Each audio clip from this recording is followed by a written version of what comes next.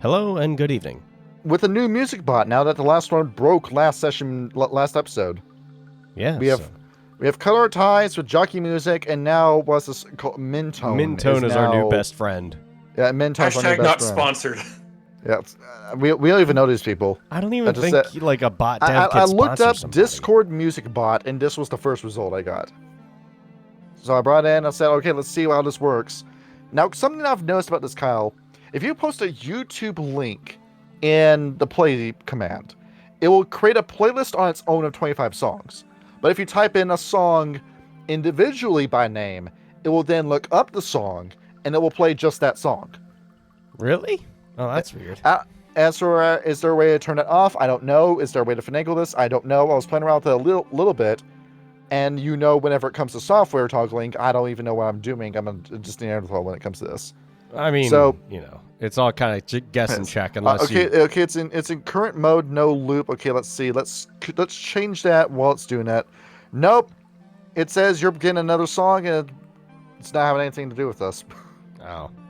And we gotta bring this machine under our control, Kyle. Hang on. All right. Track loop. Track loop. Yeah, you see those buttons there? Interaction failed. I do not think I have the permission to, because you're the one who... So I don't think anyone has permission to do this. This is just doing what it wants to do on its own. Get out of here. Nope. Anyhow, so today... If you turn the song up... Nope. All right. Get lost, bot. We'll figure out what to do with you later. Yep. So, today, we are discussing an interesting new book. Well, not a new book, but a new book to us, because we didn't talk about it before, which is why it's new. The Oblivion. Yes. I have found out that this game is Kino, where... Greed started it, and then Storyteller continued it, and now I'm running it, and this is now in serious contention for probably my favorite game in the world, Darkness. Now I'm in these games, I'm playing these games. Because now I'm starting to get it, where the snake oil that Mandrake promises me with Chronicles of Darkness, that's a lie. You say that there's going to be personal drama in the Chronicles of Darkness game, and then I played Vampire Direct Room, and then Vampire Direct Room is the most boring shit I've ever seen in my life. But this, and Wraith the Oblivion, this is the real personal drama game. And it works, because your drama spills into the lives of the other players, and they have to just carry your sins and your burdens as well. And that's how it's supposed to be done. Because the way it's described to me in Vampire Direct Room, dude, get your own shit together. It sounds like, mechanically. Pretty much. Like, why is anyone in Vampire the Rec Room in a coterie? And why does anyone make another vampire? There's just no point to playing Vampire the Rec Room. I'm sorry, you're never going to get me to see that game is good. I'm never going to think Forsaken's good. I'm never going to think that Changing the Lost is good. I'm definitely never going to see anything in Demon of Descent besides a crock of shit. Yeah. Chronicles of Darkness, not exactly the go-to for personal drama. It seems like the diet World of Darkness in my eyes. Like Mage Awakening it has my attention because it looks easier to manage. Screw that noise. Give me the full bottomless pit of wild shit that is Mage the Ascension. I gave it to Kyle, and he didn't want to do anything with it. I didn't have any ideas for it. There it is. I have. The big difference between me and Kyle when it comes to playing in games is that I'll look at the mechanics, I'll find out everything I can do in the book. Cal doesn't do that. No, I just kind of wing it. I go balls deep into the lore. That's what has my attention. And Mage the Ascension is one of those games where you can't wing it. You have to have like a clear-cut idea as to what you're doing, which is why I killed Mage in 1936. Yeah, I understand. That was kind of rough, but these things happen. We go into this book. I have the book. You have the book. Do not show the book on screen. I'm showing the cover of the book on screen, which I will be doing now. Let's see. Don't put on screen. Oh, I did. Well, fuck, I already did it. So don't put on. Okay. Because it's in the fucking it's in the fucking sus shit. Kyle, don't! You're gonna get us arrested for copyright infringement. There's no money to be made in fucking tabletop RPGs. There's no money in this. Exactly, which is why they'll send them out harder for us. It's you fucking sell a digital PDF. You know what's going to happen. Yeah, we're going to find it and distribute it all over the internet. I was going to put the cover on screen like you said. And you can't stop people from doing that. You can't. You really can't. Even No. if you do only print copies, some intrepid motherfucker's gonna put it on a scanner. It's going to do the 3D scans in his printer and then distribute that. Yeah, basically. Yeah, but you also got to risk like dealing with viruses. The I don't peer-to-peer really like shit. to do that. Well, Plus, I thankfully, like to I'm a Mac support user, people. so I don't have to worry about that shit. Yes, oh you do. yes, a Mac user. And Games Workshop is the only company I can name that has a solution for this, because unless you have the codex in hand, you're not allowed to play in the tournaments. Can confirm. I actually have my Eldar Codex. I've been enjoying that, and I just covered it. It has the digital one on it, so Yes. You're going to be the bane and the scum of every 40k player. People hate the Eldari because they've been top tier since 5th edition. yeah, I kind of discovered that. Unfortunately, Games Workshop does not give a shit about the Eldar, considering that their models are older than I am. They're fucking geese. It's just my Space Marines, my Tyranids, and my Orcs. Okay, here you go, orcs. Here's Well, I your mean, the new orcs update just models. win, Yay! always, all the And time. here's your vanity cake, Space Marines. Yeah, we got a Wraith we got an Orc enjoyer in the chat. Yeah. Well, it's only because, whenever I played against them, I got the fuck beat out of me, which all Yes, 2 times. We very quickly begin to realize that they were top tiers. Ryan immediately cracked the code on that. Yeah. We'll talk about the individual departments of the legions, something that you think would be important, and you would think would have mechanical value, but it doesn't. This never comes up the way you think it will. It's got there's no impact on gameplay when it comes to this, besides categorizing how you died. But a book about how you died wasn't going to sell, so they made the legions, and then the legions don't have any real impact on gameplay unless you bring them in. There's 2 different Wraith games. You either have the Wraiths in a bubble or the Wraith Metaplot games. If this is a Wraith Metaplot game, this will come up. But if you're Wraiths in your own necropolis, you will never touch this. You will never go over this. The I mean, Legions you feel could- like the frosting on the cake that is Yeah. Wraith the Oblivion. You could say that the Camarilla, Anarchs, and Sabbat have no gameplay impact on Vampire mechanically, but they make a huge difference when it comes to roleplay. But even then, it's not really that crazy of a change.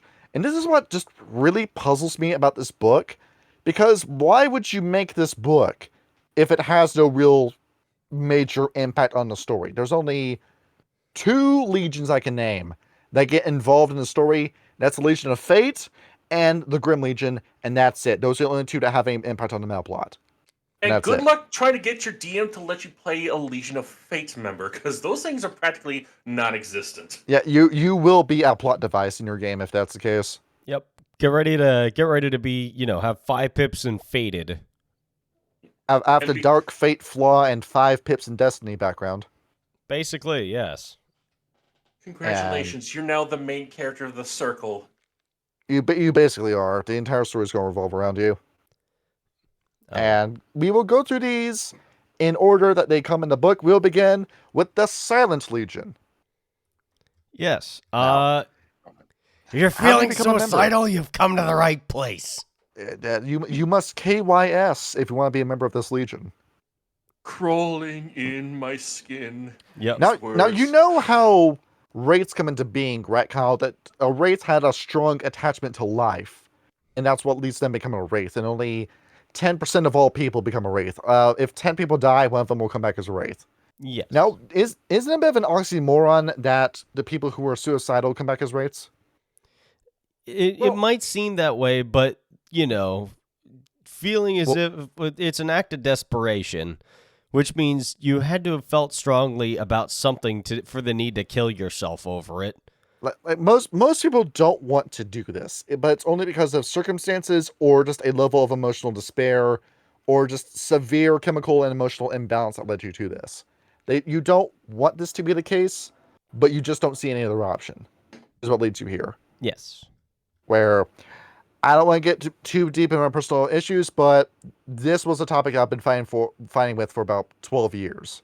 And I came to peace with it not that long ago. And those feelings still sit in the back of your mind. It never really goes away, but you know how to manage it. That's the important part. Where the shit with with the Silent Legion, a lot of people that become Silent Legionnaires, the Wraiths, realized what the view looked like from halfway down their jump. And automatically decided this was a mistake. I didn't want to do this, but by the time you did that, you were already halfway down the building. You were already about to fall into the water off the bridge. The pills were already in your system. You were already swinging by the neck. You already pulled the trigger by the time you came to that conclusion. And there you were. And so now you're here realizing that you've made a massive fucking mistake that you can't take back, and now you're stuck playing with the Oblivion. Off to a great start, aren't we, gentlemen? Yes. They also have You're dead. some slang terms. They have a jumper, who is a Wraith who tries to do this again after they die, only to realize that it is a terrible idea because that will send you to a labyrinth where you are hunted and killed by specters in a death that will not come fast enough. The Quiet are the members of the Silent Legion, and then you have other terms in here too, but I don't think they're that important to the story. Mm-hmm.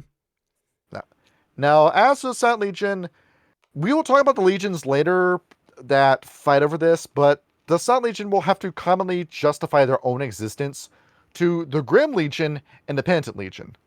So this is a group that is constantly fighting for its own lives and its own right to exist, its own agency. What do you think of these guys, Kyle? I mean, it is sad, but it to an extent it makes sense. This most reminds me, it's like a grittier Shinbone Alley in a way. Yes. In which, it's been forever since I've watched that movie, but the main character is a writer, kills himself, comes back as an insect, and then, falls in love with this cat that's out and about, very aloof, doesn't really care about herself all that much, yes. Trying to find meaning in a doomed world. And, in this faction particularly, it's interesting to see how it's like somebody that, decided to take goodness gracious, I can't talk today, take the step off the ledge and then to come back and find new purpose. There is something oddly hopeful about that because,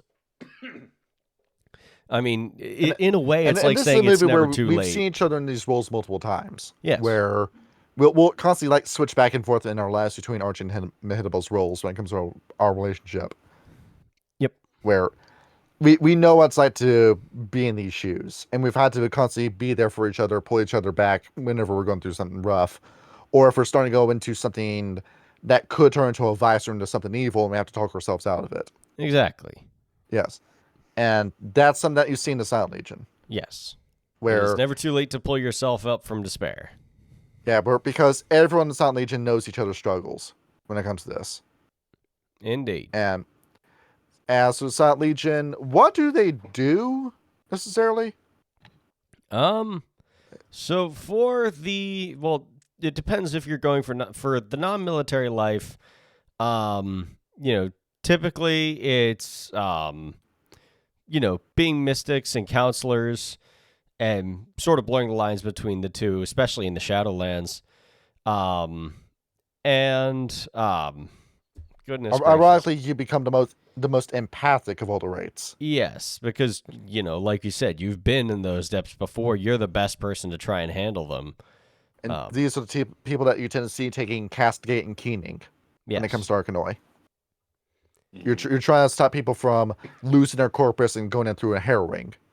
When that happens, Kyle, have you ever heard of the Black Bug Room? I have not, no. So you know what the happy place is, right? I don't know what that is either. You ever close your eyes and think, hey, go to your happy place if you're in a stressful situation? Yeah, I guess so. All right. The Black Bug Room is the opposite of that. Oh, where everything is terrible? Here, let me send you a picture from the X-Men. Yeah, this is where it originates from. Oh, geez, that sucks. Yeah. That's what happens to you when you go through your harrowing. You're pulled into your own personal Silent Hill hellhole, and you have to fight your way out of it whenever you go into a harrowing. Bro's looking for his wife. Wraith is a very abstract kind of game when you play it. Definitely seems that way. And with the Silent Legionnaires, you're trying to stop other raids from going through this shit. Yeah, You have to stop people from getting captured by the black bugs and then being tormented forever. In terms of their relationship with other legions, the Penitent Legion sees the Silent Legion as just an extension of themselves, where the Laughing Lady of the who's the leader of the Penitent Legion says, "Oh, you are my people. You just don't realize it. And one day you're going to turn around and realize that you need to quit this legion that has no right to exist and join us." And same with the Grim Legion, who are just like fucking bullies to these people. Yeah, I mean, the Grim Legion are kind of like the Get Ephemeris of Wraith. They're assholes, every single one of them. They are, yes. They're on good terms with the Legion of Paupers and the Emerald Legion, because both those groups they tend to keep to themselves from the beginning. And the Legion of Fate, they're pretty cool with too. As for the Iron Legion and the Skeletal Legion, it's tense. They only ever work together if the Legion needs something from the Silent Legion. But unless they need somebody to come in and be the hug box and keep the raids from going through harrowing, they don't have anything to do with them. Yes. Just say, just go off and fuck off and talk with yourselves. We don't need you right now. As for everything involving the Dictum Mortem, now do they follow this? What's their opinion on the Dictum Mortem? Where is that? From what The I recall, rules on it's life. It's only breaking the rules if you get caught with them. Right. They are the most repeat serial offenders at Dictum Mortem, where these are people that are really attached to life and really want to have their second chance. So they'll keep constantly going back to the Skinlands, looking for other people who are suicidal, and they talk them out of doing it. They say, "Hey, no, don't make the same mistake I made," or "Don't come down here. It's not going to be worth doing this.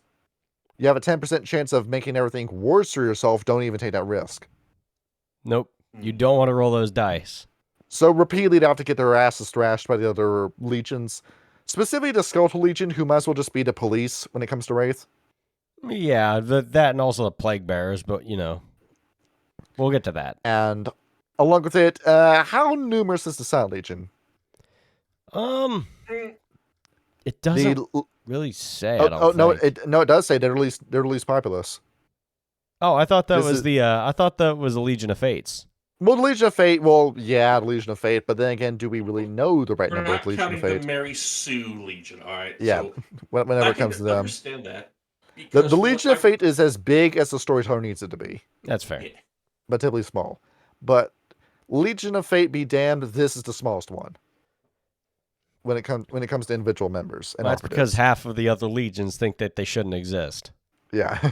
There's actually another reason for that, and I don't know if this is what you're going to get to, Johnny, but the reason the Silent Legion is so small is because out of all the legions, the Silent Legion are the ones that ascend more than the other legions, so they can't really have a lot of people around since they all kind of like go off to heaven or drop into hell, whichever one they get.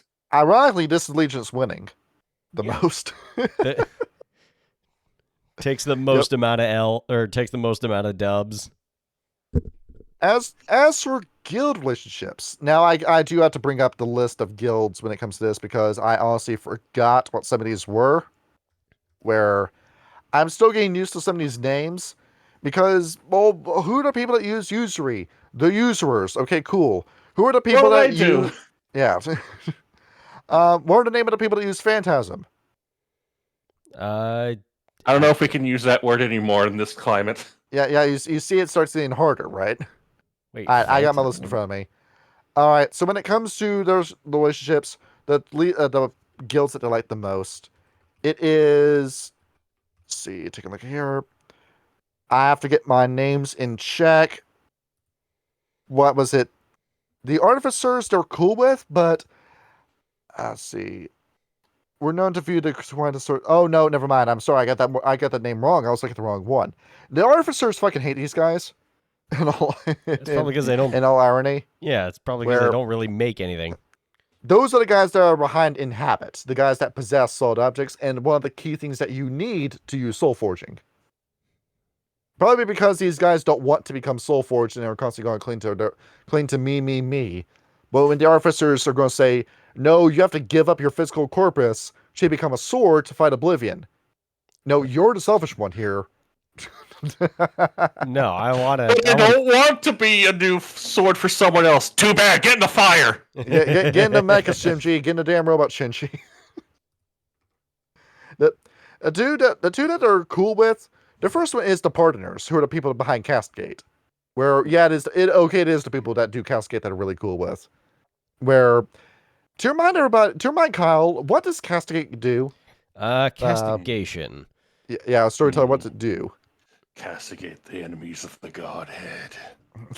Sorry, I blacked out for a second. Castigation, if I remember correctly, is the one that kind of like banishes the shadow. It's been a while since I've looked at it. It measures your shadow and lets you know when it's about to take over and give you a harrowing. Yep. Yes, I should have known that. That's probably the one you want to be friends with. If anything, everyone should be friends with a partner in Stygia. Oh, yes. Yes, indeed. Yes.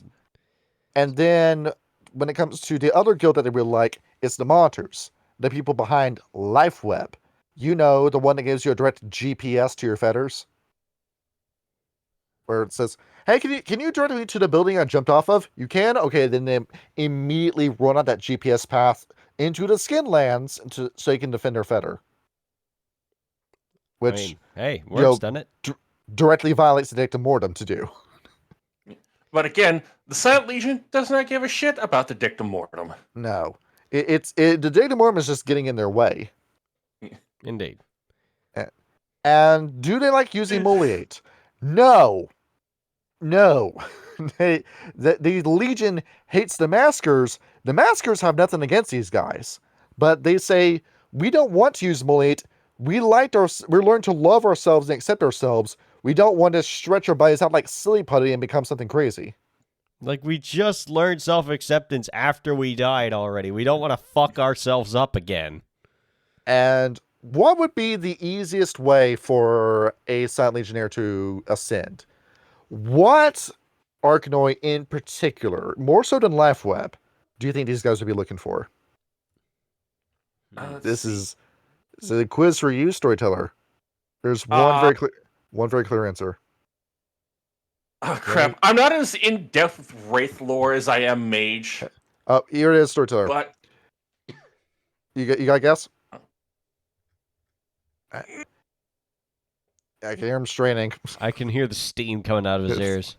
Yes. I'm putting all 3 brain cells to work on this one. But again, I'm not exactly as in depth with Wraith as I am Mage. Pneumonicis. Pneumonicis. How the fuck was I supposed to? Yeah. It's the Arcanoi that lets you modify your memories. Oh. So, you know how a Silent Legionnaire wants to think they lived a happier life, and they ascend because, I lived the best life I could. I no longer am filled with despair. I love myself now, and then they ascend. Pneumonicis is your quickest key to doing that. Even though it's a forbidden guild. Oh, yes, because, Kyle, how much damage can you do with the ability to alter memories? You could probably destroy an entire timeline. You can hypnotize the entirety of Stygia and then turn them all against Karen. Yes.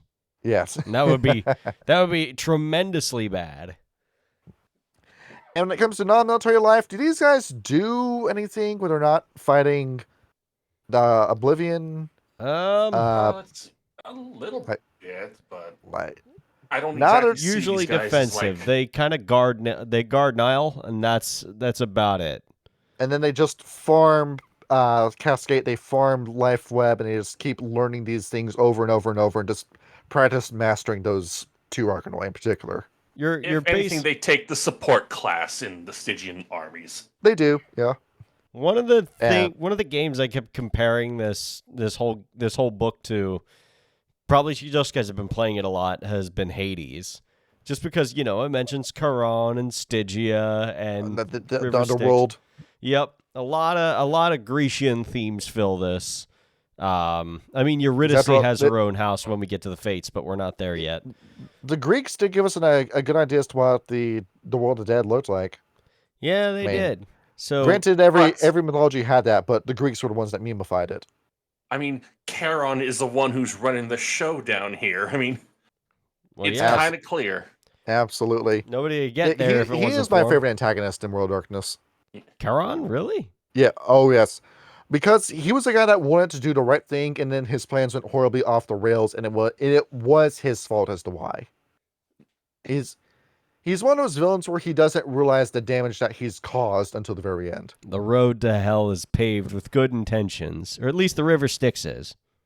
Yeah, I've kind of been overfed on like the noble villain archetype. Give me the like wild card who knows he's a villain but like owns it, like Senex. Oh, I'm Lord Bad Guy. Fuck you, I'm Lord Bad Guy. I know what I am and I'm gonna own it. Now, how can you identify a member of the Silent Legion from sight? Well, unless they are nothing more than a pile of goo slithering on the floor, you could probably identify them due to the death marks on them. Yeah, you can identify if they jumped in front of a train. Yeah. But God, these how can we tell which one of these is the one who's part of the Silent Legion? It can't be Flat Tony. I like trains. you laid down in front of the steamroller. Yeah. He like has two flat pieces that perfectly align with train tracks on his like torso and legs. Or, a bullet wound in the head. Just one. Just one. Out through the back as well. That's what happened to what was his name? Yuri in Rage Across Russia. Or also, if your legs are mangled after you jumped off of a building, or you have a persistent rope mark around your neck. But or maybe the rope is still there. It could be, yes. And you wear it like a necktie. But because these guys will almost always have life weapon cascade. Now, ironically, mine doesn't in the Wraith game. Yeah. Yeah, you learned your little masker ability to like hide your death mark. Oh yes, it's very fun playing with that. I'm gonna have a lot of fun with the Masters episode. Now, because Kyle, to let you know about Wraith, the more you use an Arcanoi, you'll start having marks appear across your body that identify that you have it when you use these abilities. So the easiest way to identify a member of the Silent Legion, look at their fingertips. If the fingers are black, that's how you know, because that's what Cascade does to you. Turns your fingernails black. It turns your fingertips black. Turns your entire finger. Turns all 5 of your fingers black. On both hands. It's like a diet blood magic that the Bon Hakim have. Or notice if you're talking to a Silent Legionnaire, if they ever blink when talking to you. Yeah, it'd be kind of freaky.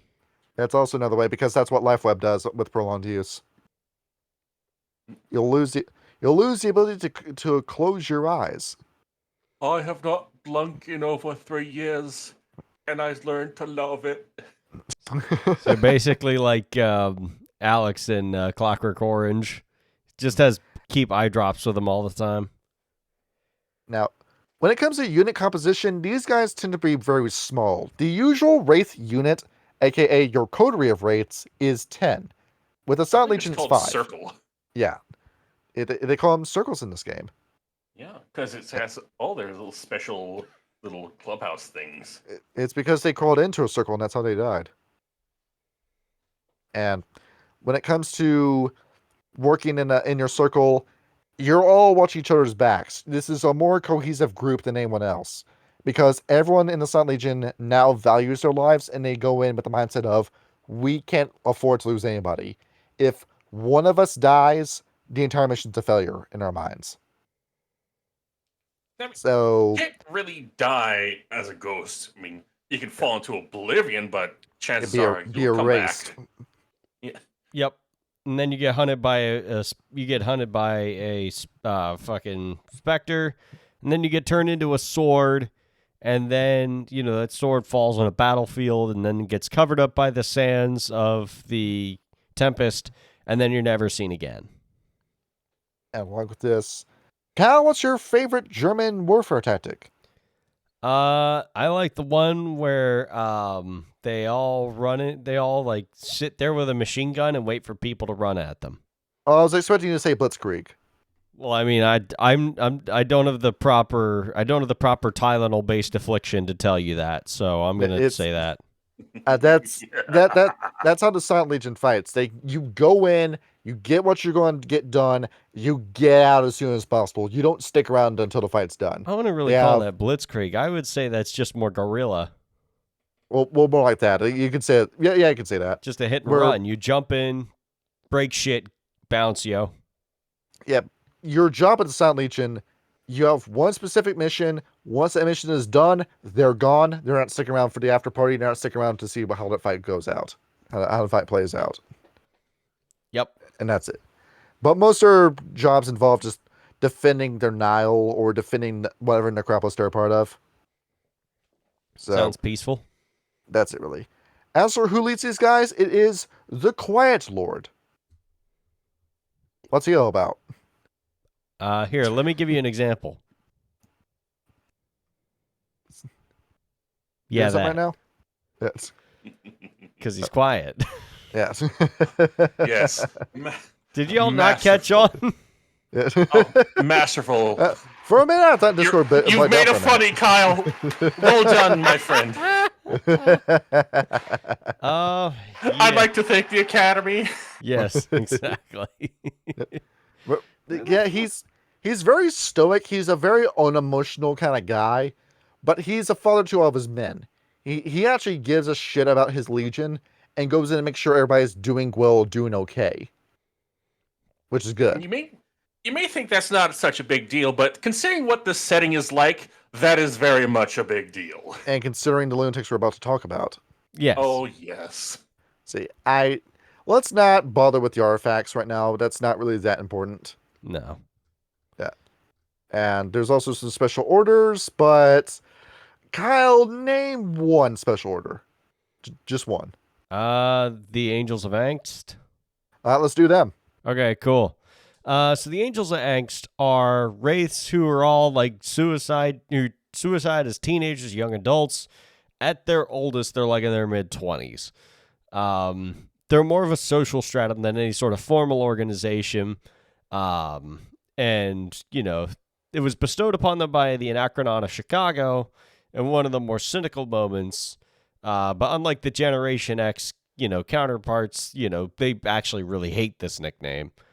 The ranks of the Angels change from year to year as members sort of grow up and sort of take more of an active part in the Wraithly community, but most of them only claim hierarchy citizenship for the benefits and protection. Very few have yet to settle down into a Shadowlands occupation. They're pretty widespread, very predominant in Los Angeles, Chicago, and London. But pretty much any city of any size has some, you know, angst-ridden teenage ghosts floating around. Especially in Portland, Oregon, where grunge music was popular. Wraith Teen Titans is who they are. Except they don't really do a whole lot until they start doing a whole lot. My favorite of all these guys is the Bleak Legion because the Slavic meme. Yes. The Slavic meme? The Slavic man says, you died for your country, you died for religion, I just die. Yep, that was Dostoevsky We who die wrote for that. our country just to die. I got killed by strange gypsy magic. I knew how. The American said, I will die for freedom. The British man said, I will die for king and country. The Frenchman said, I will die for love. The Oriental man will say, I will die for my honor. And the Slavic man says, I will die. And while we were saying about death marks before, with the example build they make for the bodyguard, he has 3 bullets in his head. Oh man, I'm kind of fourth. Hang on. Yep. So did he do that to himself? No, he's got 3 shots to the head and then 1 to the chest. There's a 4th one. You see it's on his temple. Oh, yeah, look at that. Yeah. He must have missed a lot. I don't know how he managed that. As Joseph Stalin said in regards to his son trying to commit suicide and failing, the boy can't even shoot straight. That is an actual quote that Joseph Stalin said about his son attempting to commit suicide, by the way. Yeah, he was a good man. He was a good man. Joseph Stalin or his son? Yeah. And Joseph Stalin loved his people. He loved his country. Yes, I watched The Death of Stalin. I know it well. Yes, we're all the Russian people talk with British accents. Feel the pain he feels for them every single day. by starving them. I always That's I made the joke to my friends after I watched The Death of Stalin. I was like, wouldn't it have been great if Zhukov became General Secretary of the Soviet Union the same time Eisenhower was president? Like, they would have gotten some shit done together. Like, they would have hung out in fucking Brussels or some shit and went, hey, remember that time we spawn camped the Germans together? It was sick. Yeah. We got the Emerald Legion, the Money Legion. Well, yeah, but they're also probably one of the nicest people out there. Yeah, what is their bread and butter? What do they do? They go out and help people. Through- Well, at through least the the power of money. non-military side of it is they help people, and the military side is, they calculate risks is what they do. Yeah, these are your chaosticians in using the Mage the Ascension virtual apps term. You're calculating the risk going into any mission involving the forces of Oblivion inspectors. You're also the guys who are running the soul forges and the soul trade. You decide who gets to be turned into a sword, who gets to be turned into a coin, whether or not you came in with a coin after you died and you actually did get to pay the ferryman, and you didn't have to pay with a piece of your body, which is what that rule entailed. And then we decide who gets what's resources, who gets funding, who gets the good equipment, and who gets put where. You are basically a desk jockey with the Emerald Legion. At least the You don't non-military really- side of it. You don't have the most action-themed game if you're focusing on the Emerald Legion, though, do you? No, well, actually, it's not necessarily true. Because according to the book, the military side of the Emerald Legion has been a goddamn disaster up until Laurie. What was it? Laurie something. Where the hell was his name at? Marcus Laurie shows up. Yeah. But for the longest time, they believed in, huge human wave tactics against the forces of Oblivion. And they realized that shit just straight up doesn't work.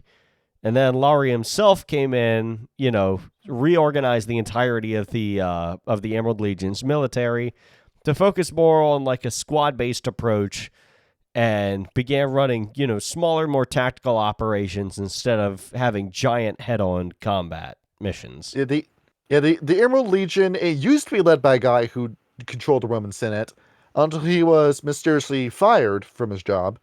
And then in comes this guy who we think he was a founding father of America, we're not sure. And he died after he stuck a whalebone up his ass. The man, It's- man could have done like literally anything else, like been the sole creator of the United States, solved an entire economic issue, but I guarantee you, the moment that anything like that happens, he will be only known as the man who got a whalebone stuck up his ass. In case you're wondering what it happened, Kyle, he was wiping his ass and his fingers went through the toilet paper. And he said, "Oh, I'm out of toilet paper. I've got this whalebone. What if I scrape this shit out of my asshole with it?" I'm sorry, this is Marcus Laurie we're talking about here? Yeah, I think so. I am very perplexed. And that's how he died. So how do you become a member of this legion? Accidental deaths. That's how you Yes. end up here. If you Now- were skiing and you hit a tree, or if you were rock climbing and you slipped, or if you were base diving and you forgot to deploy your chute, or your chute failed to deploy, that's how you join. If you work in China, man, that's working in that sentence. Chinese This podcast has been Chinese factory removed on workers behalf of win the the. Chinese. Sorry, go ahead, story. Yes. This podcast has been removed on behalf of the Chinese government. Praise be to the Chinese party and the people. Fuck Why are that. you doing I a fucked Russian up. accent for the CCP? No, I fucked I don't up too. know. Okay, it's not Marcus Lowry who did this. It was Governor Morris, who's the Emerald Lord, who did that. Ah, Yeah, but still, he died from shoving a whalebone up his ass, and that's the best part about his lore. what's really funny about Laurie himself is that he was he was brought up, to be super ritzy, went to West Point, became an officer, and then enlisted to go or volunteered to go to Vietnam, jumped out of a helicopter, and then landed on a fucking landmine. And that's how he wound up in the Emerald Legion. Now, if these guys died by accidents, wouldn't their bodies look really fucked up? On top of that, Probably. Yeah. It really Now- depends. It's the moment of death, not what happens afterwards. Nope. And that like kind of gets a little Yes. funky. Right? Like copying what Burger Krieg said in his video, it's your death marks will affect your body up until the minute, the very second life leaves your body. That's what it reflects. But otherwise still, half how the quickly s- did you die in an accident? Otherwise, half the players would look like a pile of sludge, like I said. Yeah, that's true. What if you died trying to catch a package that was falling off your forklift?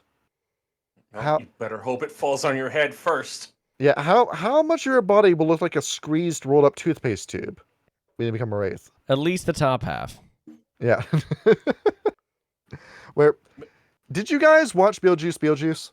Yes. I watched pieces of it. Like I would watch it, and then I would not watch it, and then I would watch it again. So I know a little bit of it. Yeah. You know the dad from the last movie got blacklisted because he was a pedo, and so Yeah. So for his character in the movie, his face isn't used because he died from being eaten by a shark. And so he's just a body walking around, legs, his arms hanging by his side. He can't really use his arms. And there's just this giant bite mark where his head and shoulders were. That's funny. Yeah. And that's what I imagine a lot of these guys look like. Jump in the line, rock your body in time. Oh yeah, I believe you. That Beetlejuice really actually that movie actually is really good reference. For Wraith the Wraith the Oblivion, yes. Yeah, for a more of a pink mohawk style wraith game, not a black trench coat. I'm okay with that. What if Coach, you I don't had? think we survived that bus crash. What if? Consider the following: you had a black trench coat and a pink mohawk. You could. Well, that would be Gantz in terms of tone. Yes, and you know what? I think it'd be better off if a lot of people did that. Enough darkness to make you believe in the gravity of the situation, but enough self-awareness to, have a bit of a laugh every now and then. Yeah. Who do the Emerald Legionnaires get along with? They get along with the... Where the fuck Wait, did let's I do- put that? Never Because mind. I know we're skipping the original laws, just going to like this bit. All right, so if anybody has to get along with these guys, I'd say it'd be the artificers. The Artificers, right? Well, I'm looking. We got the guild section over there. Really, the Emerald Legion has no enemies when it comes to this. Everybody loves the Emerald Legion. Well, it's Because everyone loves money. not so Money. much love or hate. More like everybody realizes that the Emerald Legion is just too important to beef with, so everybody shuts up and just does the job. If you have a problem with the Emerald Legion, keep it to yourself. Do not let your concerns be known, because you will very quickly realize how important the quartermaster is, and that they could just decide to not give you swords and armor when you go up against the Oblivion. something, Chinese Communist Party, something, related to that. Yeah. You've been unpersoned. More for the rest of us. They also have their Oh. They also have their own 4 values. They have a little company policy they have placed on their wall. The 4 values, aka the Emerald values, aka the Stygian interpretation. Value 1, determine risk. Is it worth the risk? If so, yes. If not, don't do it. Or if you don't like the odds, how about you learn how to fix the odds before you do the thing? Yep. No, cost effective. You don't want any victory to not be worth the cost. Value 2, cogs turn wheels. Even though you are a cog in the machine still needs you to operate. So how about you quit crying about your job and get back to work, schmuck? Well, I don't Value know. 3. Go ahead. Value 3, throw it up and see if it flies. Failure is not acceptable. Not trying isn't. If idea doesn't work, rework it and try it again. Keep doing it until you make it work. Until the costs become more than the possible profits.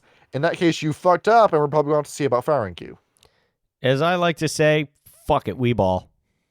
And value 4, talk emeralds, not thorns. Use honey words, not vinegar words to get your stuff done. That's how you Nope. get Sorry, people to like I you. thought we were talking the Emerald Legion, not the fucking Ferengi from Star Trek. Nobody likes a party pooper. You guy used the nice words around me. I only want to hear good things about your reports. Don't you write about your failures. Don't you come to me with your quarterly earnings report and I see nothing but shit in the red. It's got to be in the green. Oh, sorry, is it in the black? That's not good enough. I don't like these numbers. Figure out how you can fix this. I imagine that their shadows kind of look like that South Park character Reality from that one episode where Cartman had Butters filter out all the awful stuff from his Twitter feed. Yeah, you spent all the money you earned in your charity on the dinner to celebrate your earnings. Yep, basically. You gotta learn that every charity in the world is just full of shit.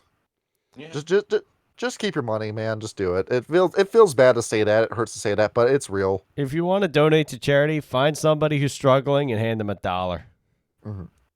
And you don't see those people begging for money on the street. You see them sleeping in their cars or trying to get their work done. Yes.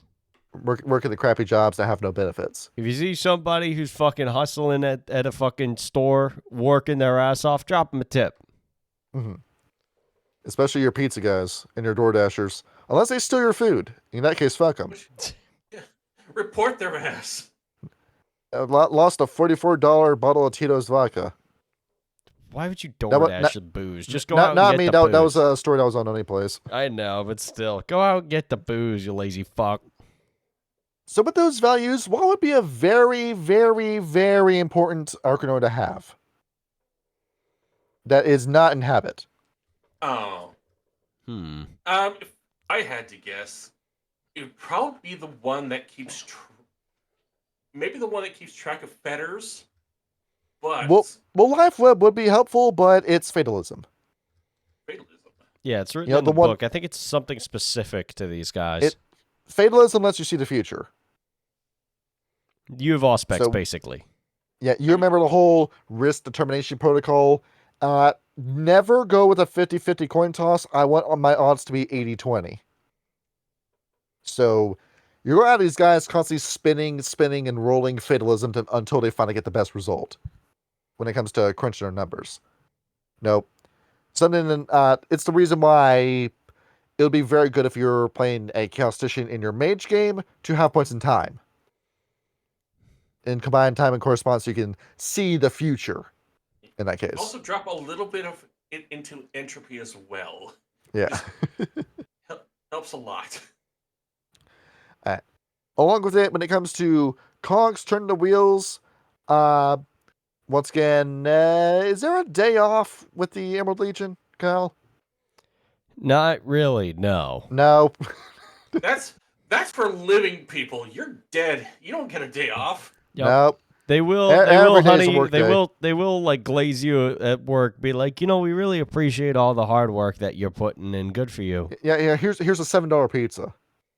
In the words of former Guildmaster Gallywinks, everyone is approved for unpaid overtime. Yeah. And in terms of, let's see, looking through this book, see what we got to pop up next. What are we thinking about these guys so far, Kyle? I mean, they seem very Child of Gaia-esque, I will say. Child Gaia, but also a little bit of New World Order and Syndicate, right?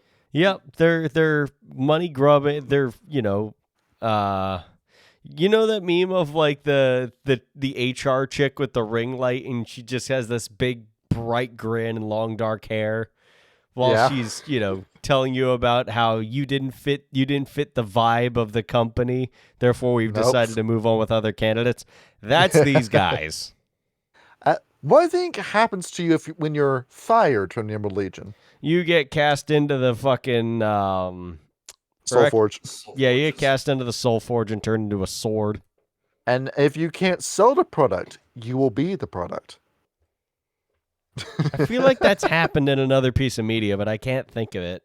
It will happen in fucking Freak Legion. Oh, yeah, that's right. That's true. Yeah, Pentax.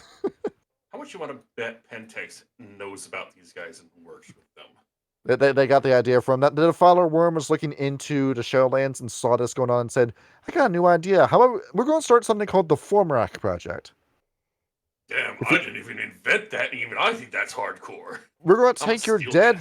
We'll take your dead body and then ground it and put it in a capsule for employees to take. Yep, what we're going to do is we have the new burger squared, where we killed a cow, made ground beef, fed the ground beef to another cow, and then ground that cow up. As for it takes some suffering. That was an episode of this. That was an episode of The Simpsons Treehouse of Horror, and it caused a zombie apocalypse. I remember that one. The cycle continues. Now, when it comes to dictum mortem, did these guys break the dictum mortem? Well, no, that would be bad for business. No. Unless it's under like very specific circumstances, maybe. But and given the whole corporate culture behind these guys, no.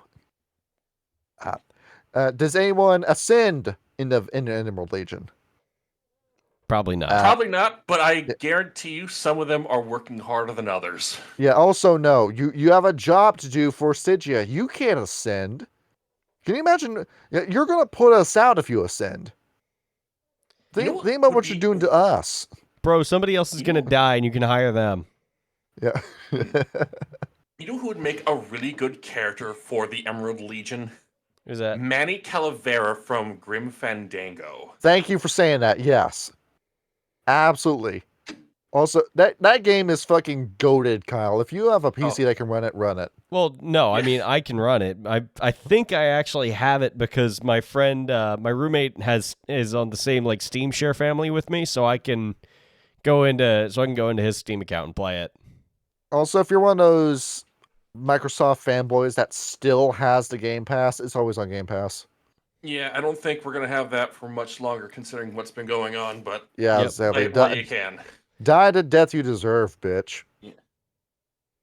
As for special orders, how do these guys operate in terms of military ranks, Kyle? All right, so special orders. Oh wait, or just like military ranks in general. Oh, just military ranks in general. Sorry. So, like I said, prior to Marcus Lowry taking over, they had like just legions of 300 people running in and just getting the fuck beat out of them by the specters of Oblivion, and causing huge problems in the skin world that was just driving them out of business. And then once Marcus Lowry came in, he started to turn things around quite a bit. He agreed that large-scale organized military movements have failed spectacularly, and they needed to focus on much tighter operations.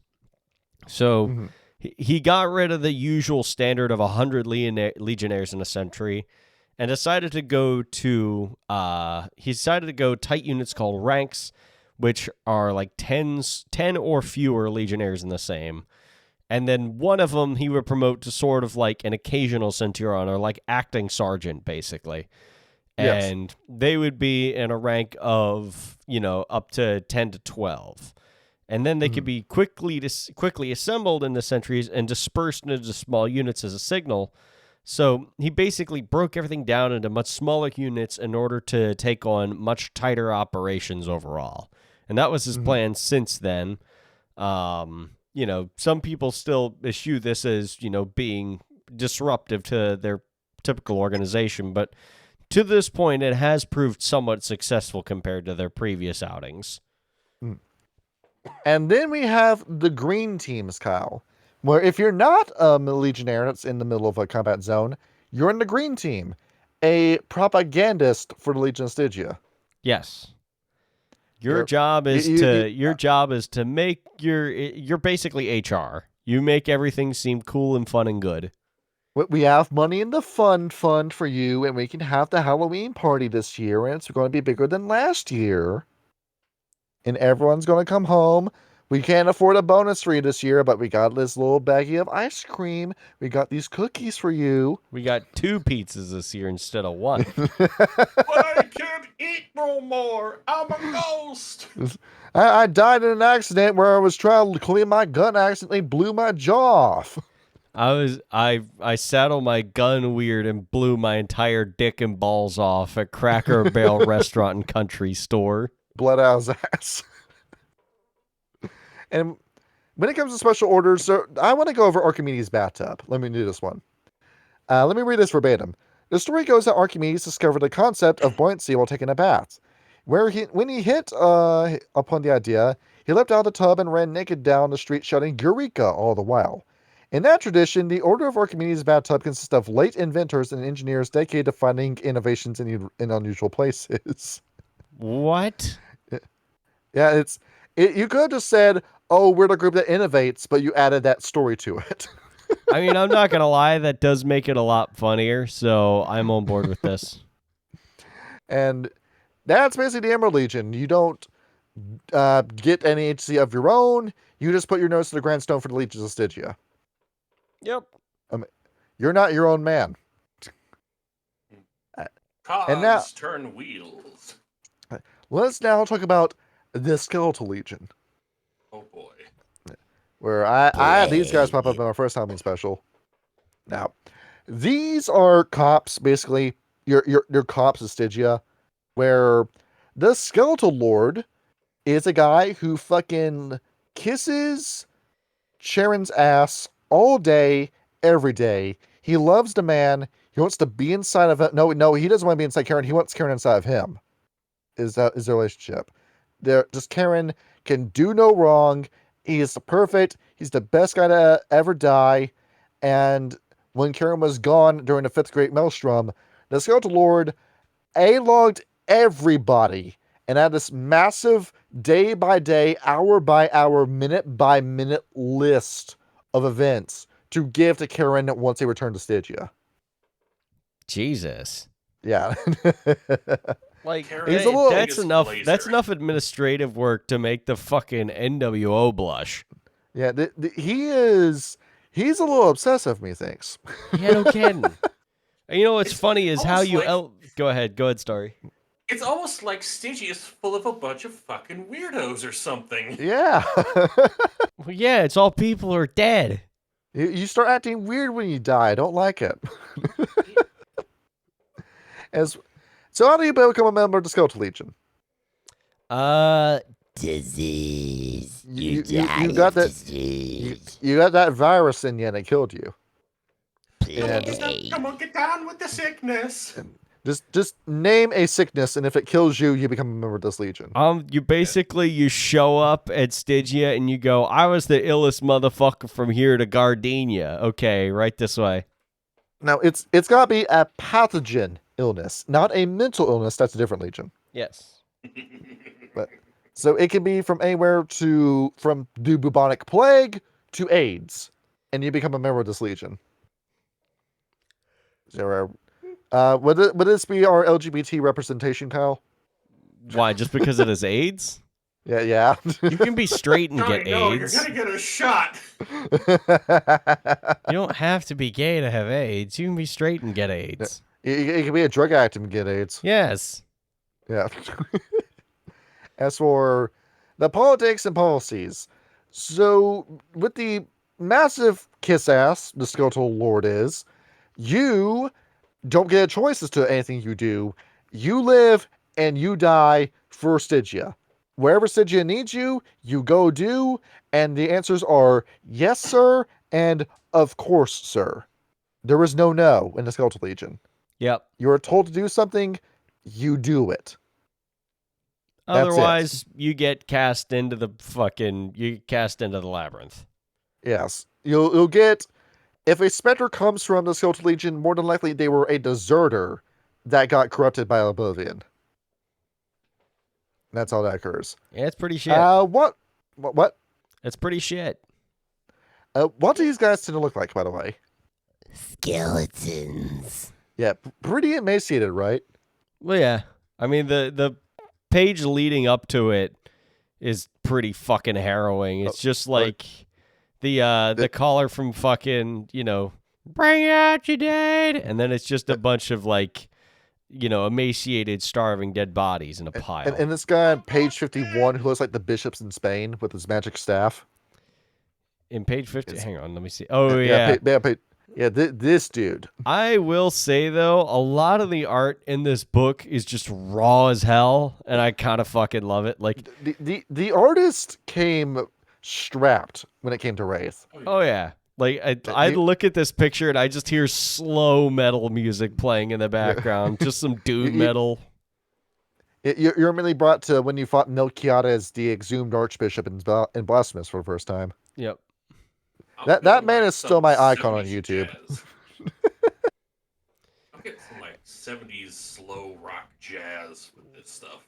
Really? For No, for blues. Wraith? Why am I thinking jazz? Yeah. I'm a fucking moron. Yes. I don't know music. I don't know. You also notice all the different Bible references and verses used when in the Skeletal Legion. Quite a few of them. Well, a lot of the quotes are mostly from like the skeleton. Was the Skeleton King himself? Oh yeah, the Skeletal Yeah, Lord. the Skeletal Lord. I call him the Skeleton King because I kept thinking of the bad guy from the Black Cauldron. Well, it kind of fits too because the Skeletal Legion, from what I understand, operates less like a police unit and more like a religious cult. Yeah, You see them kind of. operate. Where there's Oh, what? the Inquisition of Stygia. Oh yeah, absolutely. You're going to see a lot of these guys carrying around crosses and dressed in white and black robes and red robes. Just name your variety of Grim Reaper. That's what they look like. This is just really sick, Legion. I really like these guys. I mean, they do look cool. They've got some, even though their life sucks more than everything, or unlife, I should say, they do Oh, yeah. have probably the most amount of aura, next to maybe the Grim Legion. As for their relations, who gives a fuck about the relations? The book didn't give a fuck because you don't get to have an opinion. Nope. No. The Skeleton King decides the opinion for you. We are allies with everyone, and you shut up and you work with who I tell you to work with, Slime. Basically.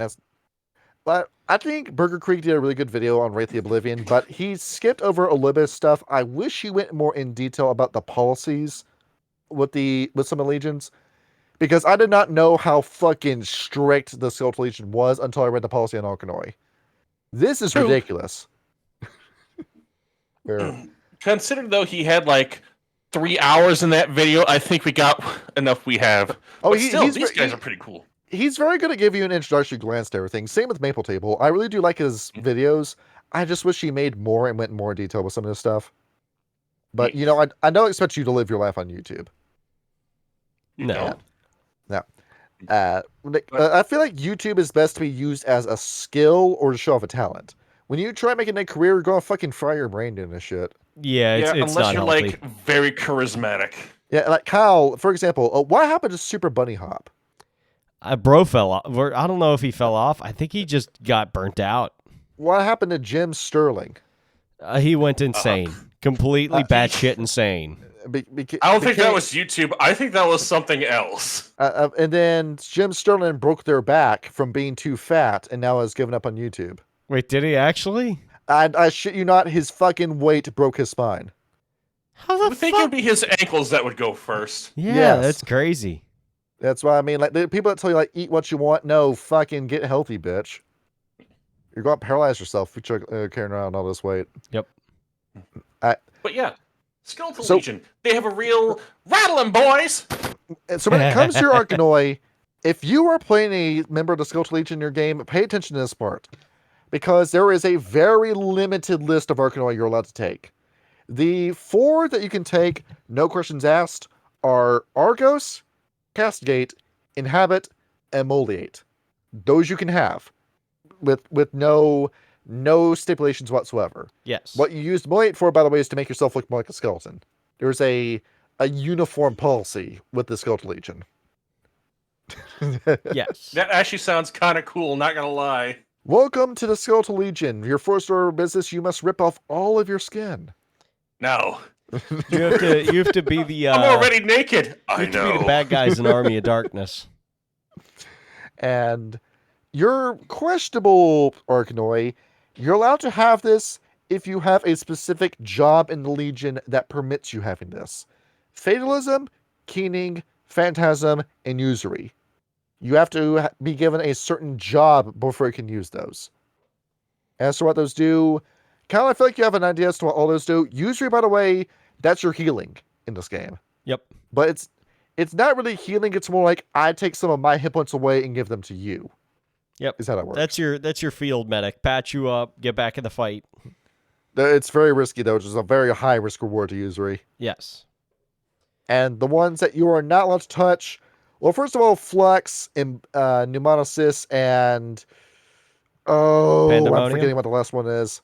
The three banned ones that nobody's allowed to Well, have. in the book, it says that Pandemonium is banned, but Yeah. Yeah. It's Imitation, I think it was, or Intimation, yes. Intimation, yeah. Yeah, those are banned, and along with that, the other banned ones are Pandemonium, Embody, Life Web, Outrage, and Puppetry. You are not to have those. Do not be caught with those. You will be fired and executed if you are. Yep. You're going to be ushered into a room, and you will not leave that room if you're Yep. caught using those powers. It is assumed that the Skeletal Lord has a few experts on these Arcanoi for emergencies, at least for Embody, Intimation, Life Web, Outrage, and Puppetry. For Flux and Pandemonium, they are again also technically forbidden, but there is a rumor that research and development has quote-unquote labs dedicated to understanding these abilities. But Nemesis, just entirely banned. Yeah, Pneumosis as banned, because he realized just what damage that could do to Stygia if somebody had that and then didn't control it. Yeah. Too many top secrets that could be leaked. In terms of what these powers do, Kyle, Flux, you remember Shigaraki from My Hero Academia? Shigaraki's the guy who could decay people, right? Okay, now you know what Flux does. And then Okay. Pandemonium, to give you another example, you know how Beetlejuice did a whole shrimp cocktail scene where everybody got up and danced and the shrimp cocktail reached up and grabbed you? Oh, yeah? That's what it does. It makes stuff happen. Just stuff happens, but the stuff isn't real. So a lot of the stuff that happened in the hotel mission in Vampire the Masquerade Bloodlines. I know Yeah, a lot of that was outrage, but Yeah, you know that was a combination of Outrage and Pandemonium in that mission. Yes. That's such good game design. It makes me want to play that game again. It was a fun. That is one of the run. That Yeah. is one of the missions that stood out to me the most in that game was retrieving the artifact from the abandoned hotel. A lot of people, when you talk about that game, they say that's one of the best levels, It is. It 100% is. if not the best. And Policy and Kieran, what do you think the policy is? Do what I say or die. The Skeletal Lord has the backside. It's your job to get the front. And just because you don't have lips doesn't mean you can't do your job. Nope. And the policy and Supernaturals. Why are you talking to other Supernaturals? Am I not good enough for you? Huh? Yeah. There is no interaction with other Supernaturals. Not in the Skeletal Legion. As for their internal structure, very militaristic, isn't it, Kyle? Very much so. Now, They are the here's MPs. Here's a weird thing I noticed about that. What is the favorite weapon of the Skeletal Legion? That would be the bow and arrow, the humble bow and arrow. And now that's strange to me. That's the favorite weapon of these guys. Yeah, But- they have to be like very specially crafted Stygian bows. And given that the Skeletal Legion has been around since this was the main weapon, I see why he swears by the bow and arrow. He says that, well, it doesn't jam. I'll have to reload it. He's got to knock Plus- another arrow. Yep. It's a very simple weapon, and you don't need a lot of parts to operate it and assemble it. He's looking at the Grim Legion and he's thinking these guys are wasting their time with this shit. Trying to make a ghost gun or a ghost bomb. Do you have Yeah. any idea how many pieces are in a revolving pistol? Yeah, it's going to take too long to make that. And you're going to need a lot of people to create it. Meanwhile, I got a stick with a string that shoots another stick. Done. I mean, it works. You can only do it once at a time, but it works. well, you're playing it easy. Well, how about we just put 5 on one string? Oh, like in Far Cry 4 in the You're Shangri-La going mission. into- Legolas. You go into this battle thinking you're Hawkeye. Basically, yeah. And once again, the Soul Service, like we said before, they're the MPs. They're the ones that are licking the boots of Stygia, making sure that you're obeying the policies. I don't feel like we need to bring up what they think about the Dicta Mortem. Yeah, I think No. you're going to have to deal with them in our Wraith game if I can ever get that thing running again, if life will let me. Yeah, they're also the Legion that oversees the maps and charts. Where if anyone's building a map or a chart of a new area of Stygia or the Kingdom of Stygia, enemy territory, it's them who's making the map. They're also cartographers. So, pirates, right? Yes. Yar Yeah, har. what? Fiddle-dee-tee. Why is there on page 56 a guy getting blown? I was wondering about that too when I scrolled Like, through that. You got I'm a like, disease from blowing the man. is that some A better question fucking is, crusty why hairy doesn't any dude's other ass? books have That's that? kind of fucked. Yeah, it's And I love there's Is that- this chick back there who you can see her hip bones and like her waist is held together by a rubber band. She's Yeah. got these massive honking tits and then like a fucking G.I. Joe Giga Chad jawline over here. she has the face of a man. Yeah. Yeah. Dude, look like a lady. Jesus Christ. Whenever Story comes on these episodes, it's just a fucking laugh and a half. My life as a YouTube clown is complete. I think the What's most... your favorite? What's what? up? Your favorite special order? The favorite special order of mine. They're They're very simple. Scroll around here. You've only got 3: the Hands of Bone, the Plague Guard, and the Order of the Quill. Where the fuck was I at? There we are. So, like, I kind of thought that the Plague Guard was kind of interesting because, like, they had to be like some fanatically loyal group, and you kind of get there by just like glazing the Skeleton Lord. And basically their job is just to defend the places where like the last few remaining just bad illnesses are. Like they hang around, the CDC Atlanta building where one of the last 2 samples of smallpox is. And, given around where I live, there's probably a couple of them hanging around here because, like, the NIH is around where I live. So there's probably all kinds of fuck shit around here. You also think about how busy these guys were in 2020.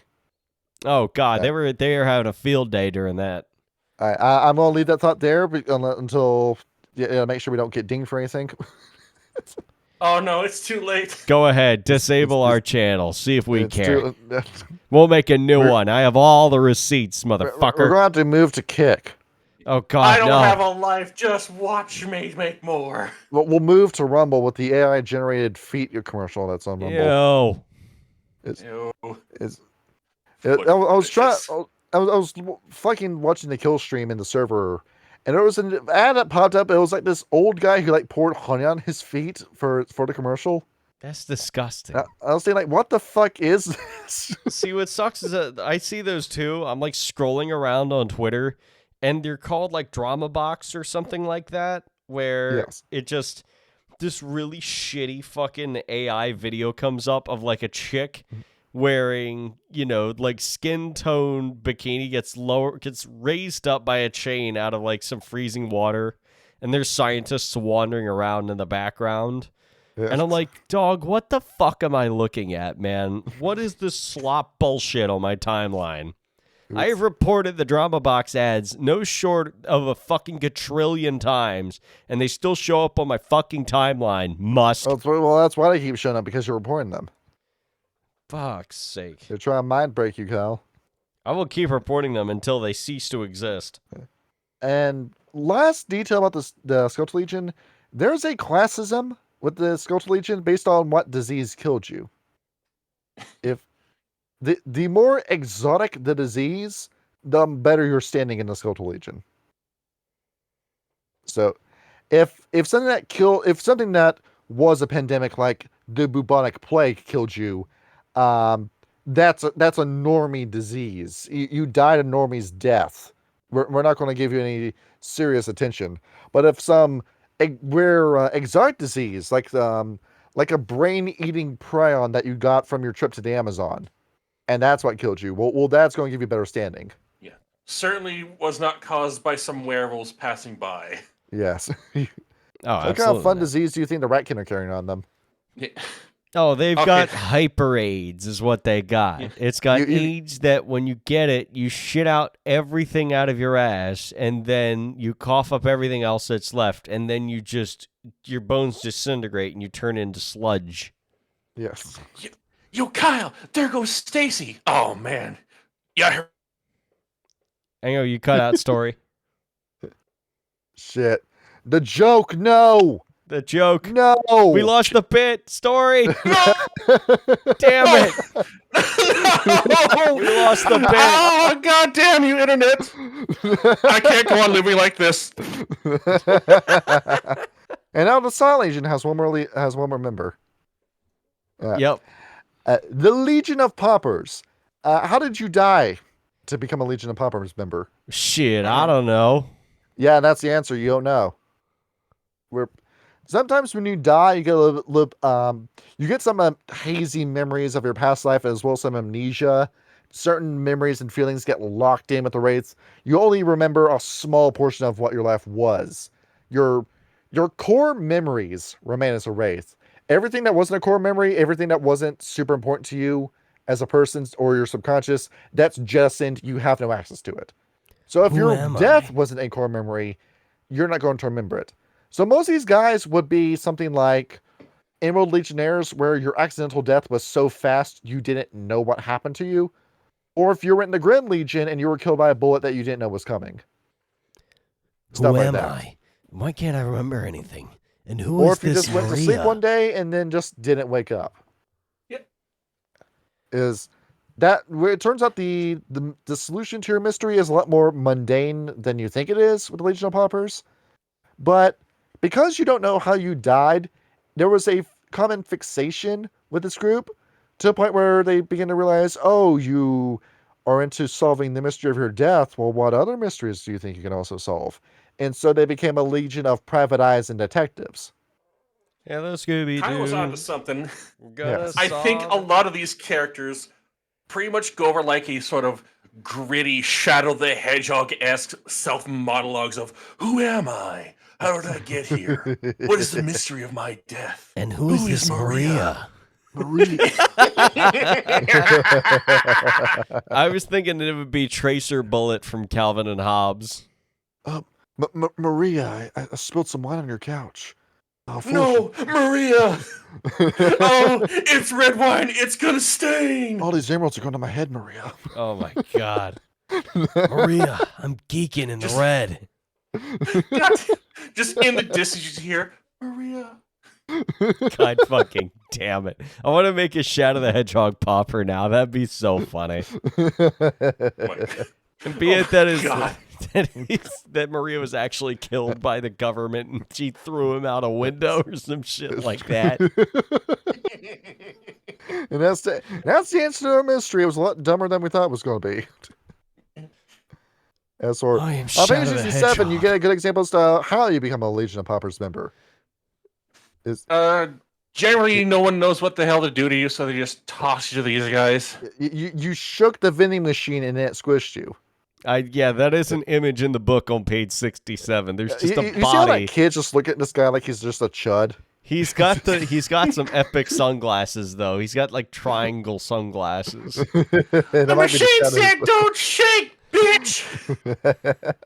Like I really want a pair of shades that are just like geometric triangles like that. The Gurren Lagann shades. Oh, I Yes. would Oh, yeah. kill for one of those. You Hakusho. Now, the guy who leads Legion of Paupers is called the Beggar Lord, who is this guy whose whole life is "fuck you, I do what I want," is his mindset. When it comes to policies, he tends to be the swing vote whenever any sort of policy is getting passed and with the Oblivion, and nobody knows what he's going to vote for. Yeah, how stuff gets passed in Stygia, Karen has all of his lords vote on their policies. It's like the Supreme Court when it comes to this kind of shit. Yeah. It's not Instead like of that. like 50 old men voting on stuff that'll probably fuck us over, you guys have 7 in Stygia. And because you can count on the Laughing Lady, the Skeletal Lord, and the Smiling Lords to vote on the same thing over and over, the Beggar Lord, ironically, is the most important person in politics in Wraith the Oblivion. You can get this guy to vote for you, then you're gonna win. Yes. Forget He's the one kissing that's making. Charon's ass. Kiss this man's ass. Oh yeah, he's the one that decides how policy gets passed. So you imagine that a lot of the other legions want to rub up on members, so in hopes of influencing the opinions of the Beggar Lord. Now these are the guys you want to impress. These are the guys you want to please, even though ironically you would think they would be the lowest members of the rung in Stygia. Well, no, it turns out that, Stygia is a very mysterious place, and these are the guys for the job. However, they're still Legion of Paupers, and they get pretty poor equipment. These guys tend to do the jobs that nobody wants to do. They're entering the 220 calls where nobody wants to go to a job, nobody wants to respond to it, but somebody has to do it. That tends to be where the Legion of Paupers is placed.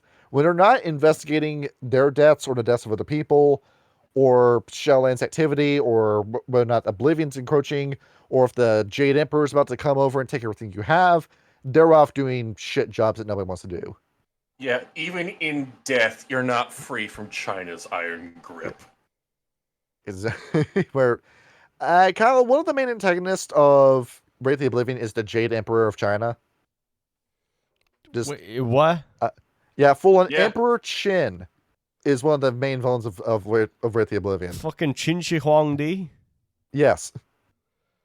And What the he's trying to take over the world in death. Because he It's thinks he's the motivation. immortal son of God, and then he drank mercury like a fucking idiot. Yeah. Welcome to the Silent Legion, fuckhead. You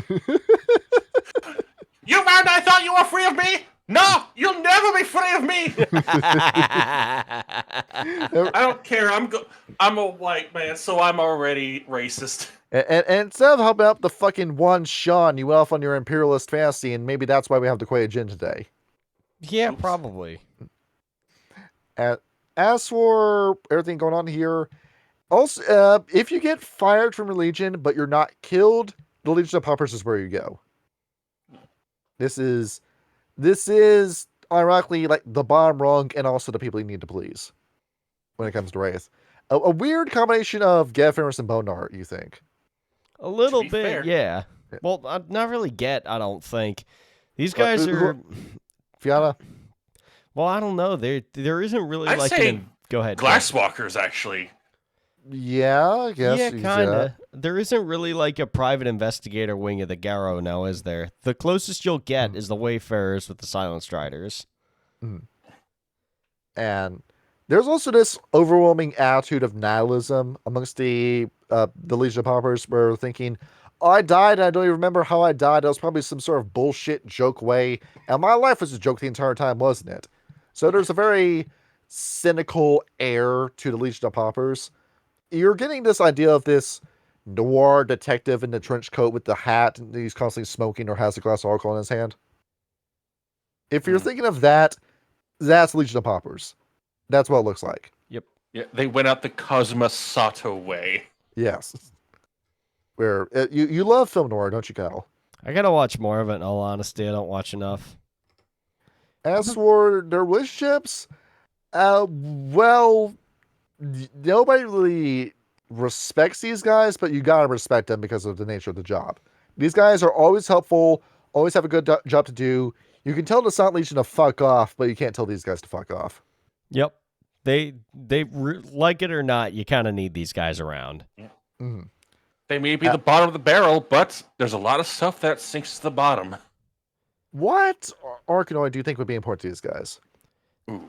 What was the Auspex one? I imagine that one was, well, I mean, Fatalism, yeah. Fatalism would be good, but there's probably something else that's better.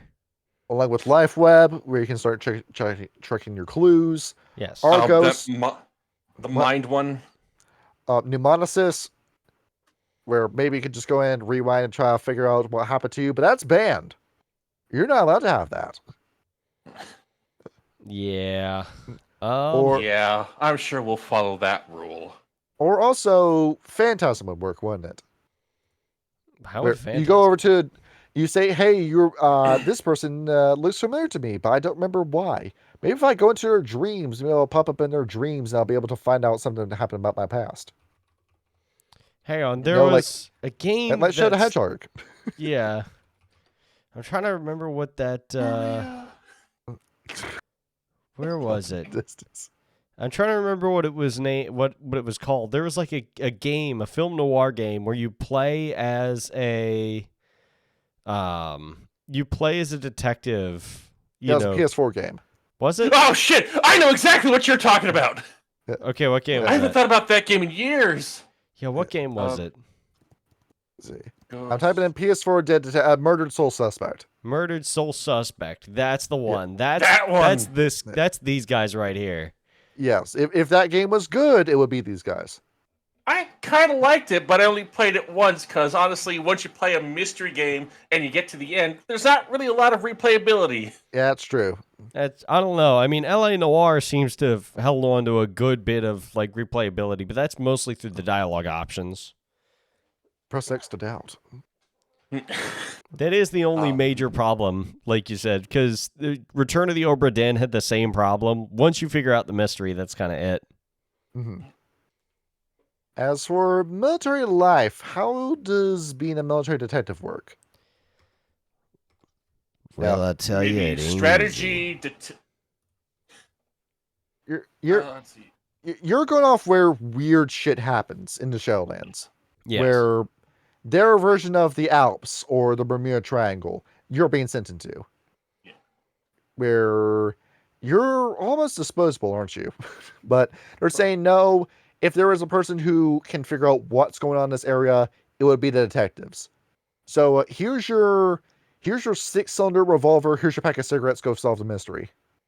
That Honestly, sounds pretty out cool. of all the guilds, I could probably see these guys interacting with supernaturals the most. Yes. I think I'm trying to remember if it's first or second edition, but I think the Legion of Paupers gets brought up in the Silent Stars book. That wouldn't shock me. I want to say it's a thing. But yes, when it comes to interactions between the two, more than likely they're going to interact with the Silent Strider. Or their mystery is going to lead them into the wrong spot, and then behold, you're in the hands of Giovanni. Game over. Oopsie doopsie. Or it could be a Harbinger of Souls instead, and now you're stuck on this revenge quest you didn't ask to be a part of. Or best case scenario, you meet a Euthanatos who helps you move on. Yeah. Helps you solve your mystery of your death.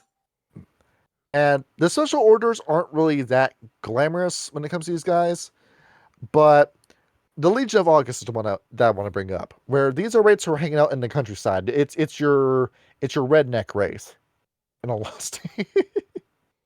These are guys who are leaving the necropoli to set up a little ghost shack out in the ghost country and camp there, and then look out for something in case anything crazy happens. Yep. Cool. Ain't a whole lot that happens right here.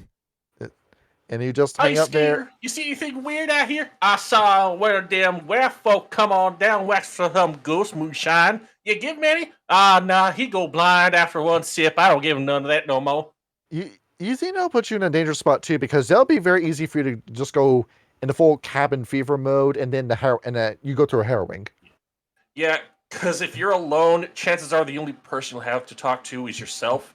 And in Wraith the Oblivion, that's probably not the best idea. There's also one more detail to bring up about the Legion of Paupers. If your death had a conspiracy attached to it, you will also become a member of this Legion. So, if you were a guy like John McAfee. Oh God. Happy Dappy McAfee.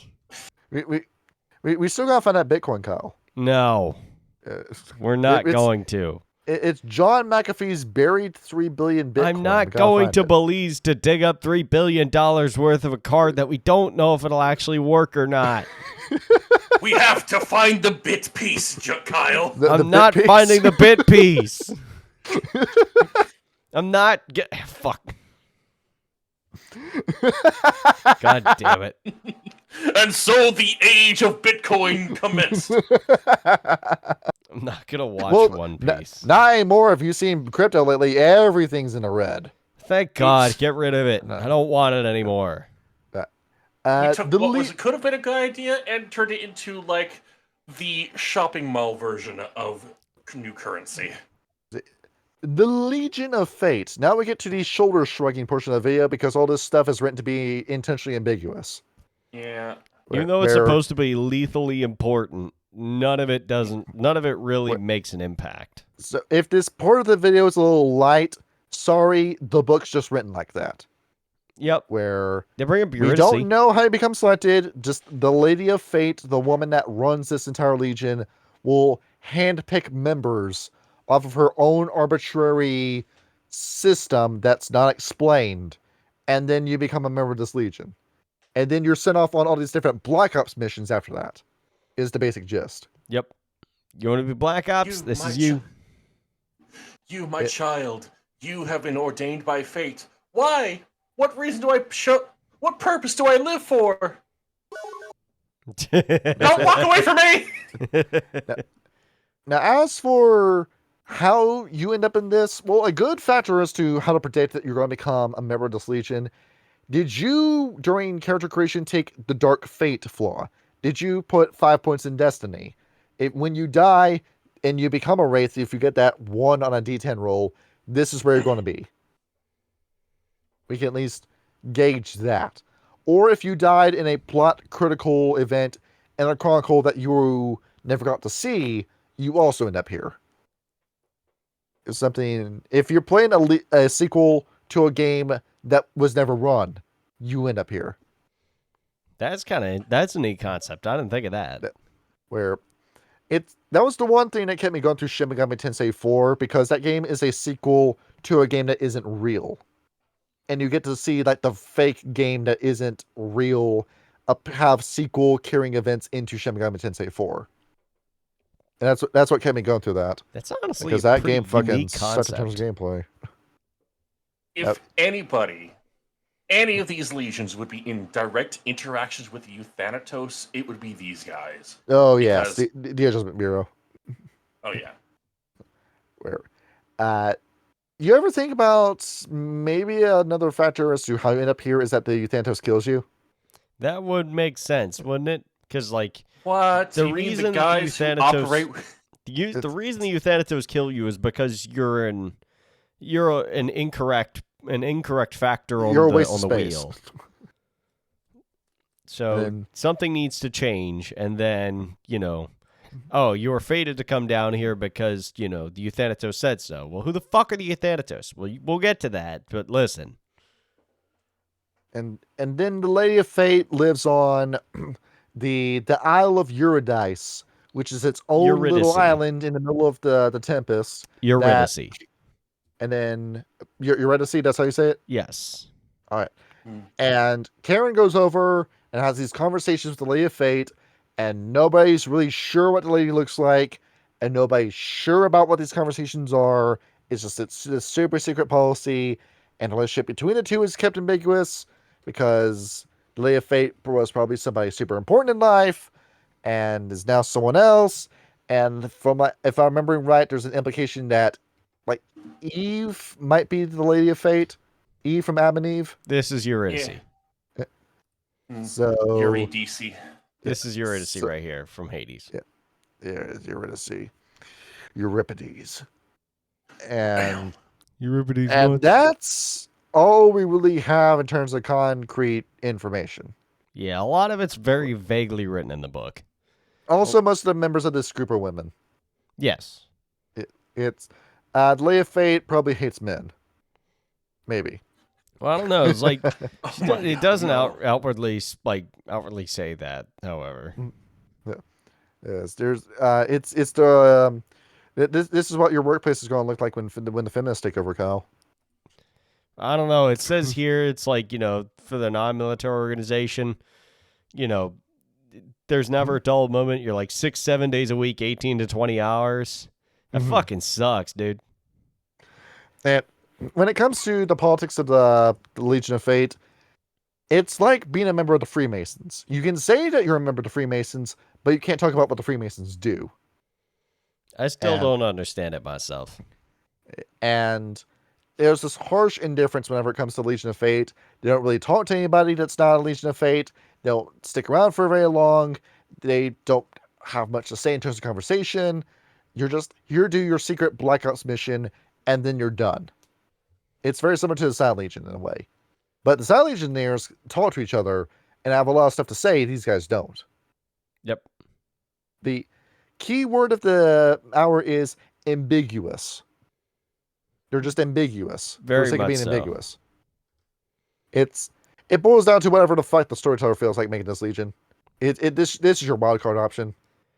And Basically. even the fucking, character that they have is called the Doomed Troubleshooter, and it doesn't really make a whole lot of sense. It's just a huge wall of text, this whole thing. And if you're not part of the military with the Legion of Fate, what are you doing? If you're not a part of the military, then, you're just kind of, let's see. On the island of Eurydice, making sure business is moving as usual on the island of Eurydice. Pretty much. Just hanging out. Just going ahead, passing the Splinter Cell papers off, making sure nobody sees this Black Ops information, taking my black Sharpie, marking out all the stuff on this document. Yep. That's all you do. Oh no. The feds of Stygia. Yeah, well, That's basically what they are. It's the Stygian Pentagon, basically.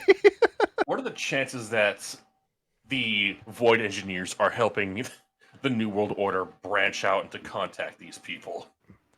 See, we wish to reach out to you to control the masses even in death. God, that's terrifying. I was making a joke now, but now that is actually very scary. That's a terrifying thought. You're denied the right to die. You have to watch 30 years of ads before you can pass on to the afterlife, as per the syndicate orders. Yeah, that's the syndicate getting to them. Just because you're dead doesn't mean your debts go away. Mm-hmm. And from what I'm looking at, we do get a different size as to how many Legionnaires are in the Legion of Fate.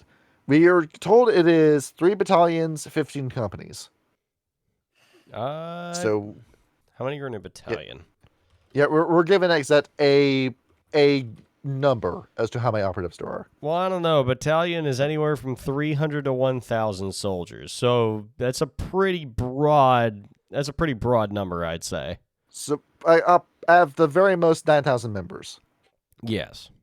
Yeah, around that much.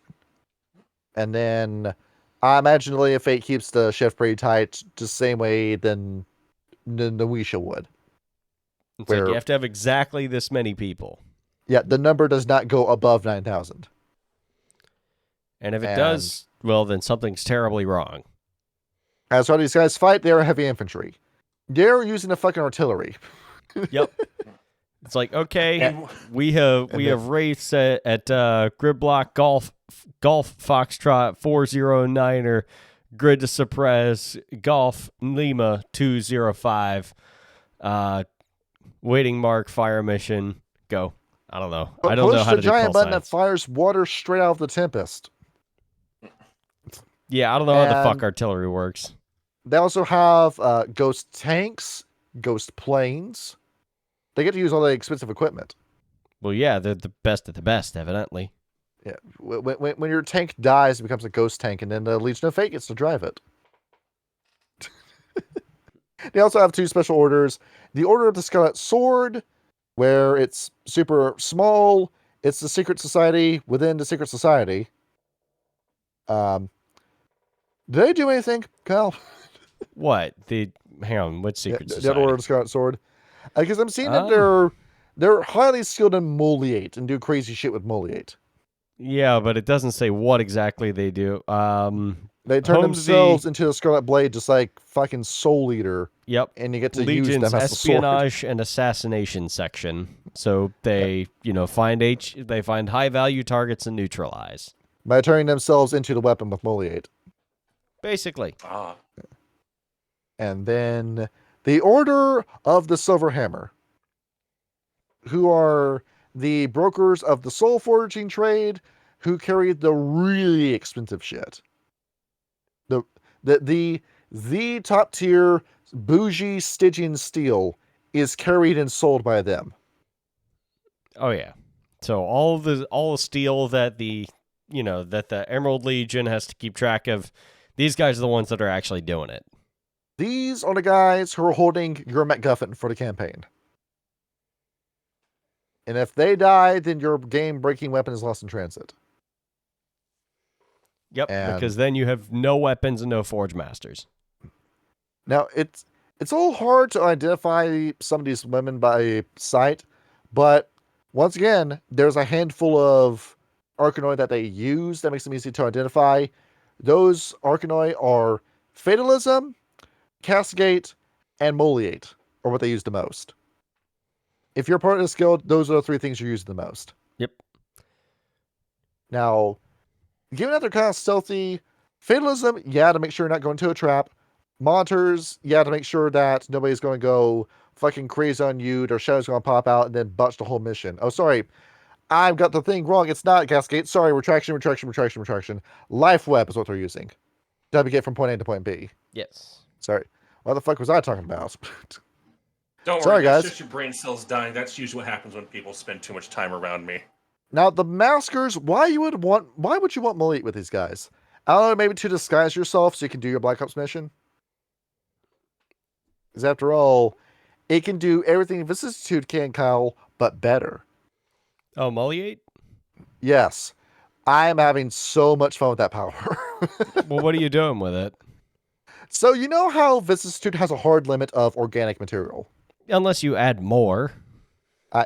Now, you can do shit that you could do at 3rd level with Vicissitude at 2nd level with Moliate. Oh, fuck. Now, at 3rd level, you can start turning your body into inorganic material. Where my character is a ghost pianist, what he can do with Moliate is that he can reach into his chest, pull his chest out, and inside the chest is a keyboard that expands, and he can use himself as a musical instrument. Oh shit, like that demon Transformers. character from... I'm thinking more like the main antagonist in Brutal Legends. Yeah, something like that, yeah. Oh, where he pulls a guitar out and starts using that as a weapon. Yes. Yeah. It's very fun to use as a power. And the Life Web, the fucking monitors. I keep getting the monitors and the fucking the people that teach fucking Cascade again.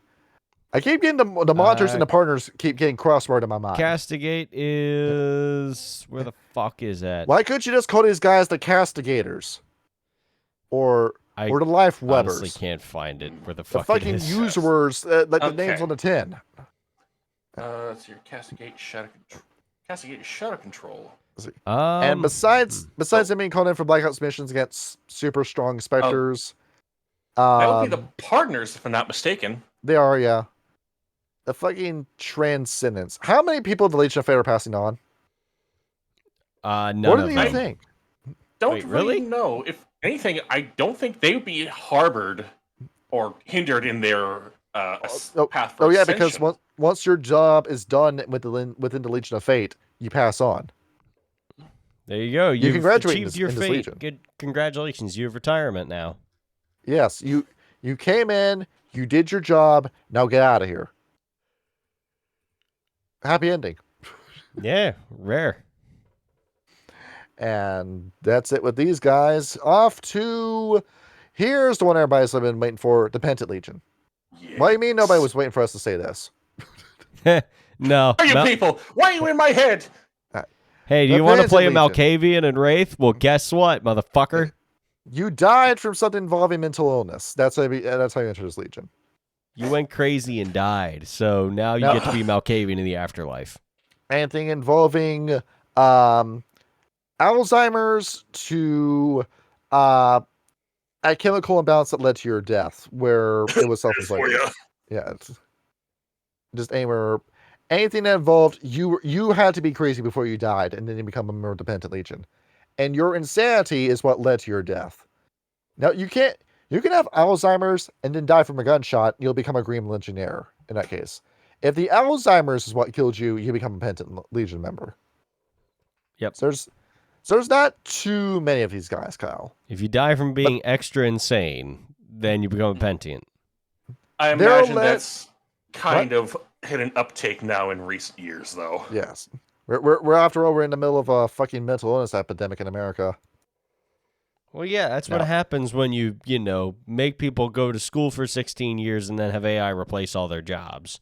Well, it's that Bible verse. When you remove the pillars of God, what's going to help society? And Nietzsche asked To be that fair- question, and he was actually correct. It was like, all this philosophy's bullshit, and if we don't replace God with something, then we're all going to die.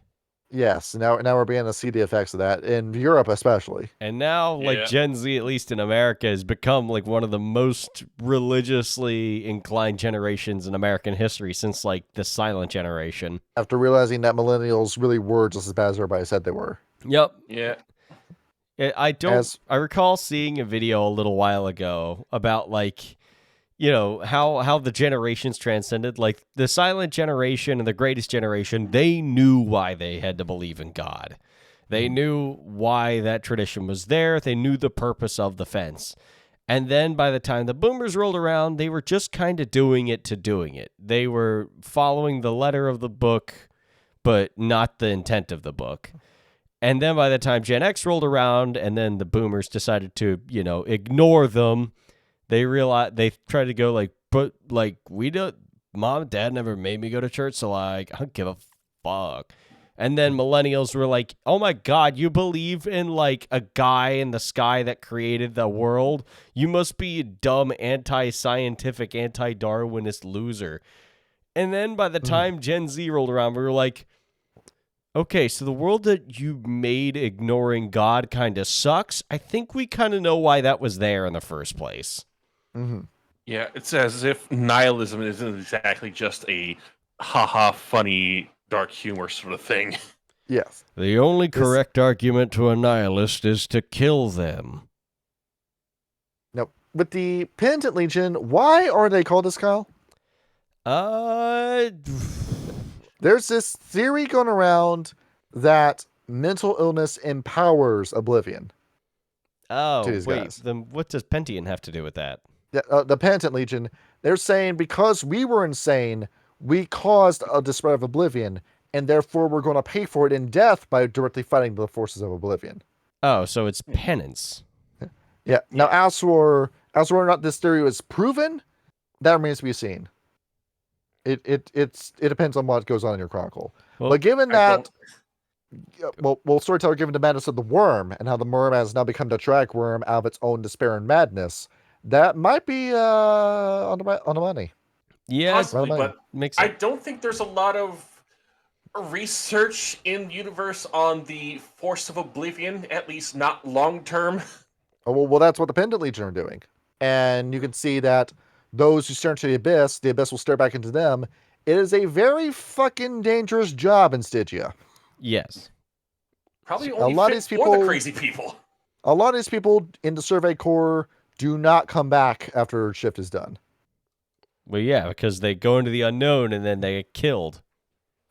They're led by the Laughing Lady, who is, if you thought the Skeletal Lord was a kiss ass, she is too, but not nearly as much as the Skeletal Lord. Oh no, oh no, oh no.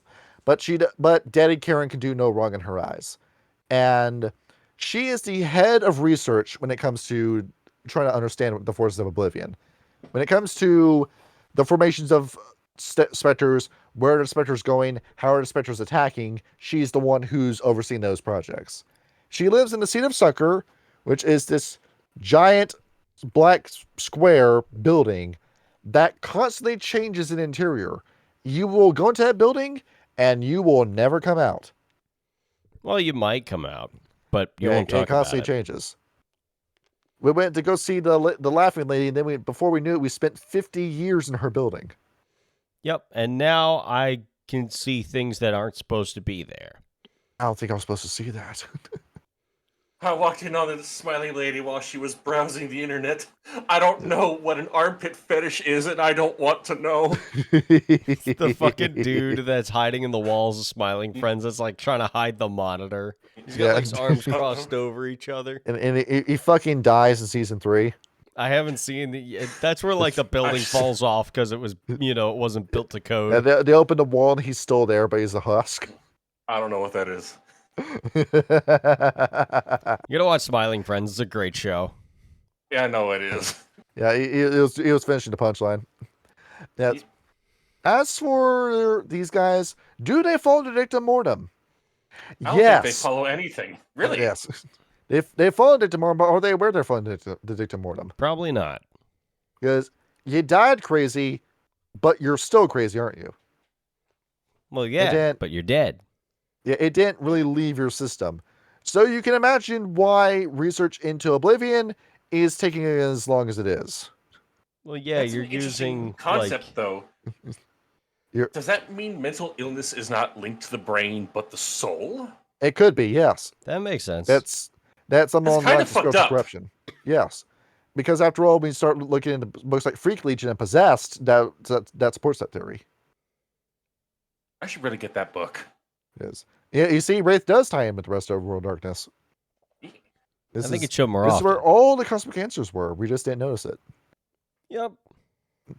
And so now, like, I'm also thinking when it comes to researching Oblivion, your researchers have Alzheimer's. No wonder that shit isn't working for them. Who came up with this? This is a fucking terrible plan. Dr. Gary comes back to the smiling lady. He's like, "We've begun our research into Oblivion." Dr. Gary, this is the 12th time you've started your research into Oblivion. What? He flips through his notes and it's just the same thing written on every page. Yeah. Yep. It's the PowerPoint that says proof that I haven't been affected by my early onset Alzheimer's. It's the group the Alzheimer's group subreddit where you just post the same Garfield comic over and over and act like it's the first time you've seen it. That's amazing. Where God damn it, Reddit. Wait, what You're in happened? deep shit, but god damn it. What happened? There you go. When they want to be funny, they can be funny. So out of all the Arcanoi, which one is the most important to the Penitent Legion? Given their The job memory one? Given their job is directly fighting Oblivion and the Shadows, this would mean that Castigate is the most Really? useful one. Yes. Because even though you're crazy, you can still use Castigate and say, "Hey, you're about to go fucking crazier than me. I better stop that." You know, I see some crazy shit, but you, Lee Harvey. You. You just lift up the mask to see what their shadow looks like and pull it back down. Let's keep this back on. Let's keep this on. We don't want you. We don't want you going batshit insane. I imagine that their shadows are probably the most terrifying to deal with. They're probably the ones that make the least sense if you try to conversing with them. Where Oh, definitely. they're probably you know how locales fucking ruin themselves is because people will rat them out. Where if you go up to a guy and say, "Hey, you're a fucking idiot," you're of course going to block the guy. But if you play into them, you start manipulating them. That's how you fucking ruin their lives. Because, well, kind of look at Boss Man Jack, and the reason why he's ruined his life is because he's surrounded himself with a bunch of yes men. I don't know who that is, and I don't want to know who that is. He's a gambling streamer who bets $500 a spin. Well, I mean, like, gambling is pretty awesome, as you know. Yeah, this man has lost $2 million gambling. He's going to win it all back, bro. Trust me. 99% of gamblers quit before their big win. And the reason... No, there's a fun shadow you can use in Wraith the Oblivion called the Parent, who is a shadow that just approves of everything you do. It never gives you pushback, and if somebody tries criticizing you, the Parent gets super defensive and tries defending all the decisions you're making. Oh, That's the kind of God. shadows that these guys have. Jesus Christ. It's shadows that encourage their mental illness behavior and forces them to go into it past the point of no return. So you can imagine that these guys have some complicated relationships with the other legions. Yeah, What you doing over there, kidding. Billy? I'm going to bring down the government. You go have fun there, sport. I'm just going to get back to my gin and scotch. Yeah. I'm hearing a bunch of voices in the back of my mind. I think now's a very good time to buy an Era 15. Whatever you Here, want, son, use my son. credit card. Yeah. Was her dad the CIA? Yeah. That's classified, Billy, even to you. Now, remember, the Silent Legion the Grim Legion and the Iron Legion don't like these guys. They see these guys as a bunch of bumbling idiots who are making no progress or wasting everybody's time and just need to, close up shop and just feed themselves off to the force of Oblivion and just be done with themselves. Just, solve the problem by one. If you think mental illness is causing Oblivion, how don't you just go find it nose to the grindstone in the most literal senses? Go ahead, jump in a pit. Yeah, and then Yeah, they immediately do. just become soul swords for the fucking specters. Well, meanwhile, the Emerald Legion, the Legion of Paupers, and the Ladies of Fate really like these guys. Because, after all, try selling something to a crazy person who's crazy. Oh, of course they're gonna buy it, especially if they have the yes man ability. Or the Legion of Paupers, giving that to researchers, they're going to get along with the detectives. And the Ladies of Fate, following a member of the Penitent Legion will typically get your job into the Legion of Fate done. Usually. And the Skeletal Legion could not give a fuck's worth of difference about these guys. They don't like them, they don't dislike them, they just don't care. It's not their business. And if they discover something cool, but do it away from us, we have a more serious job to do on our side. Now, as a military unit, Kyle, what do they look like? So they've got themselves an interesting leader. The leader of the Pentient Legion is a man who was a Pict, a Briton, by the name of Liam. And Liam kept receiving voices from the gods warning him about, a force coming from far away that he needed to prepare his people for. And so he was warned that the Romans were coming. Excuse me. Built an army to go and fight them on the shores and won. But then, the Romans then came back and killed him. And it wasn't until he was brought into the Pentient Legion that he found out that the true purpose was not to prepare him for the Romans, but for the fight against Oblivion. And he's been running the show since then, and he's developed a number of different corps. So he's got the skirmishers, which are basically their smaller fighter corps, where they have where they basically kind of like stack them on either side of what's called the phalanx corps.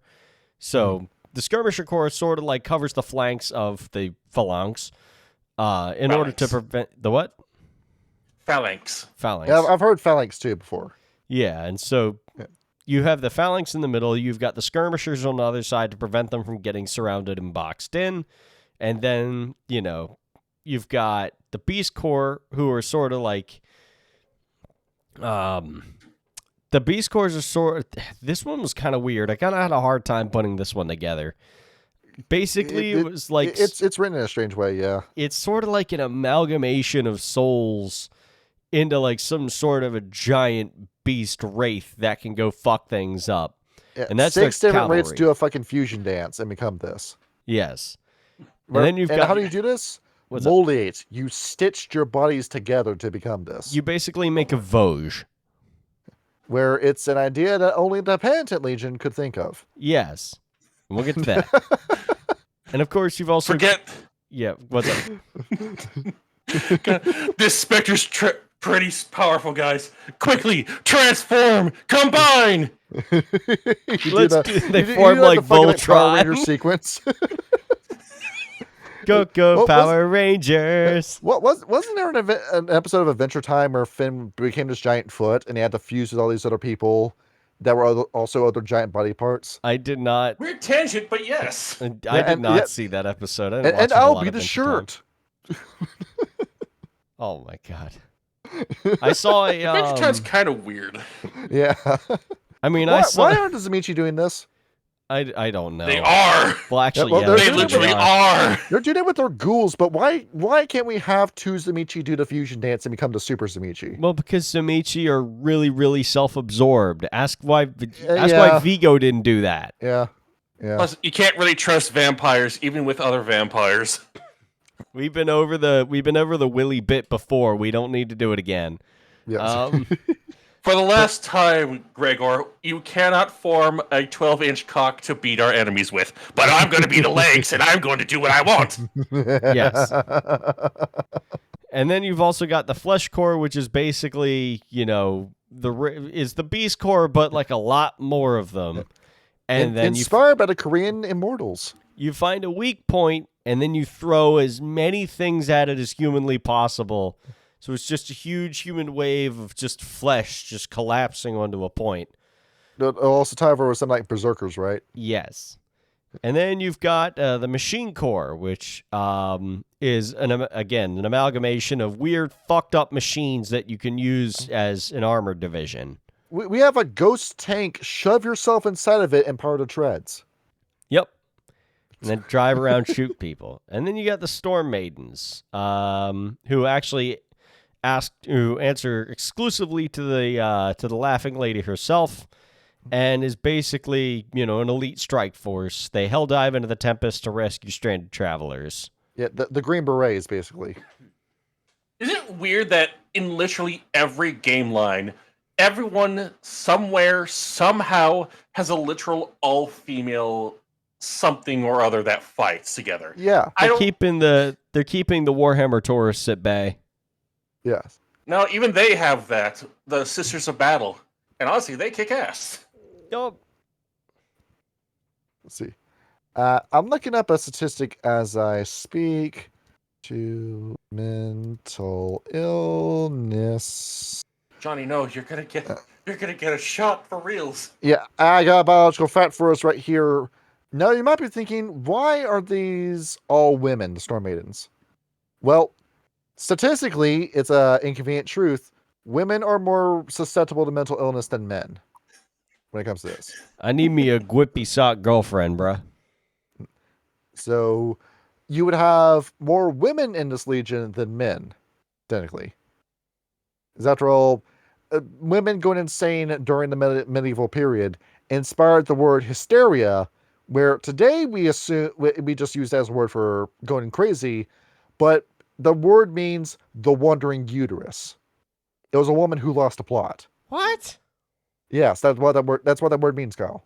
The wandering uterus. Yes, it's a woman who has wandered away from her position, is now doing something stupid. That's fucking crazy. Yes, that we hated women back in the Middle Ages. No kidding. And of course the template character we get in this is a woman. No, proof the point. Great. She looks like she's confused and has no idea what the hell is going on. She has got severe OCD. Which is really She funny. makes to-do lists to stay busy. She's got those eyes, but that's the exact opposite of what her character is. Yes. She's like me, for real, for real. She knows everything about everyone. And she died in a sanitarium. Yep, because they didn't feed her enough. Yeah. And They Neglect. put the peas in her mashed potatoes and she would not eat it. Yes. is. I'm looking at our passions too. 5 points in curiosity, 5 points in loyalty in passions. Yeah, that makes sense. This is going to be an instigator when it comes to the game. Yes. Yes, indeed. Now, going along the lines. Like, Now for the geezers. The geezers. We got the Iron boomers. Legion. Yes. The Iron Legion. You died of old age during the Iron Legion. Congratulations. Fucking granddad. Well, now you might also be thinking too, well, people that die of old age, aren't you more at peace with your life? Well, not all the time. Because yes, Yeah. because as we all know that there's a bunch of well-developed and humble old people out there. where when you're dying, something that you really don't want to think of is, I could have done this or I could have done more with my life. As playwright David Mamet once said, old age and treachery will beat youth and exuberance every day of the week. And that's why I love the fuck out of these guys. Which is this is your favorite. I can't help but love these guys. Slow is smooth and smooth is fast. These are people that wish they could have had a second chance at life, and they would have done everything another way instead. And now you get to do that in the Shadowlands. But better yet, you get to be just, completely fucking cool about it. You get to do some James Bond bullshit in the Iron Legion. Now, you were thinking when you died you're going to become a part of an isekai, and you're going to have your nice little anime isekai adventure. Nope, you get put in this hellhole instead. Yep, but at least now you get to do something about it. We also just red-pilled you, Wraith the Oblivion to the isekai. God fucking damn it, no. God damn it, Johnny. You son of a bitch. Oh, man. Now, what do these people look like? They're old. Yep, they're old. You're old. Old age and treachery, baby. There's nobody... Oh, fucking rub the microphone. I hope that didn't make some weird noise in the capture. It just went like that, kind of. Sorry about that. It's all good. That was a fun sound. There's nobody in this Legion who is younger than 65. Well, yep, that's because we're old. And, sometimes... Until you visit the massacres, in which case, you're no longer old. Yeah, you can make Just yourself old look... in spirit. I get to be a young man again. Hot damn, my dick work again. I'm feeling things I never felt in years. I love Werther's hard candies. We're going to fight the specters with our greatest weapon. The long, drawn-out story that doesn't go anywhere. Well, when I was born, I grew up in Canton, Ohio, and we had a red feather in our hat, which was the fashion at the time. That was the style at the time. But the important thing was I had an onion on my belt. What was the style at the time? In my day, we didn't have podcasts. We sat around and listened to noises. Yes. And that's how you fight the forces of Oblivion. I fucking love the Iron Legion. Now, what is a common trope with the old person? They tend to be a mentor, right? Yes, typically. Yeah. You know the mentor background that's on your sheets? Yes. Now, you are that background. Yeah, That's buddy. why I get to play that. Now, you can't really do that in character creation with Werewolf or Vampire, can you? No. Because of the nature of the game. But here you get to do it and it gets to make sense. Indeed. Because after all, you are the mentor. Yeah, because there's some wisdom in these old people. They've been around for a while. They know all the ins and outs of life. They know the ins and outs of death as well, because you probably had the most peaceful death out of all these people so far, don't you think? Yep, I died in my sleep surrounded by my loved ones. And then I thought I'd get to spend eternity with my wife, and I didn't. But I think one day if I do right by the other ghosts, I think I could get there. You're the ones that tend to be the heads of the guilds, where you oversee the guild practices. You're teaching the guild powers, the Arcanoid, to other wraiths. You're overseeing functions, and you're also the guy that builds the house. That's strange, isn't it? You're a house builder with the Iron Legion.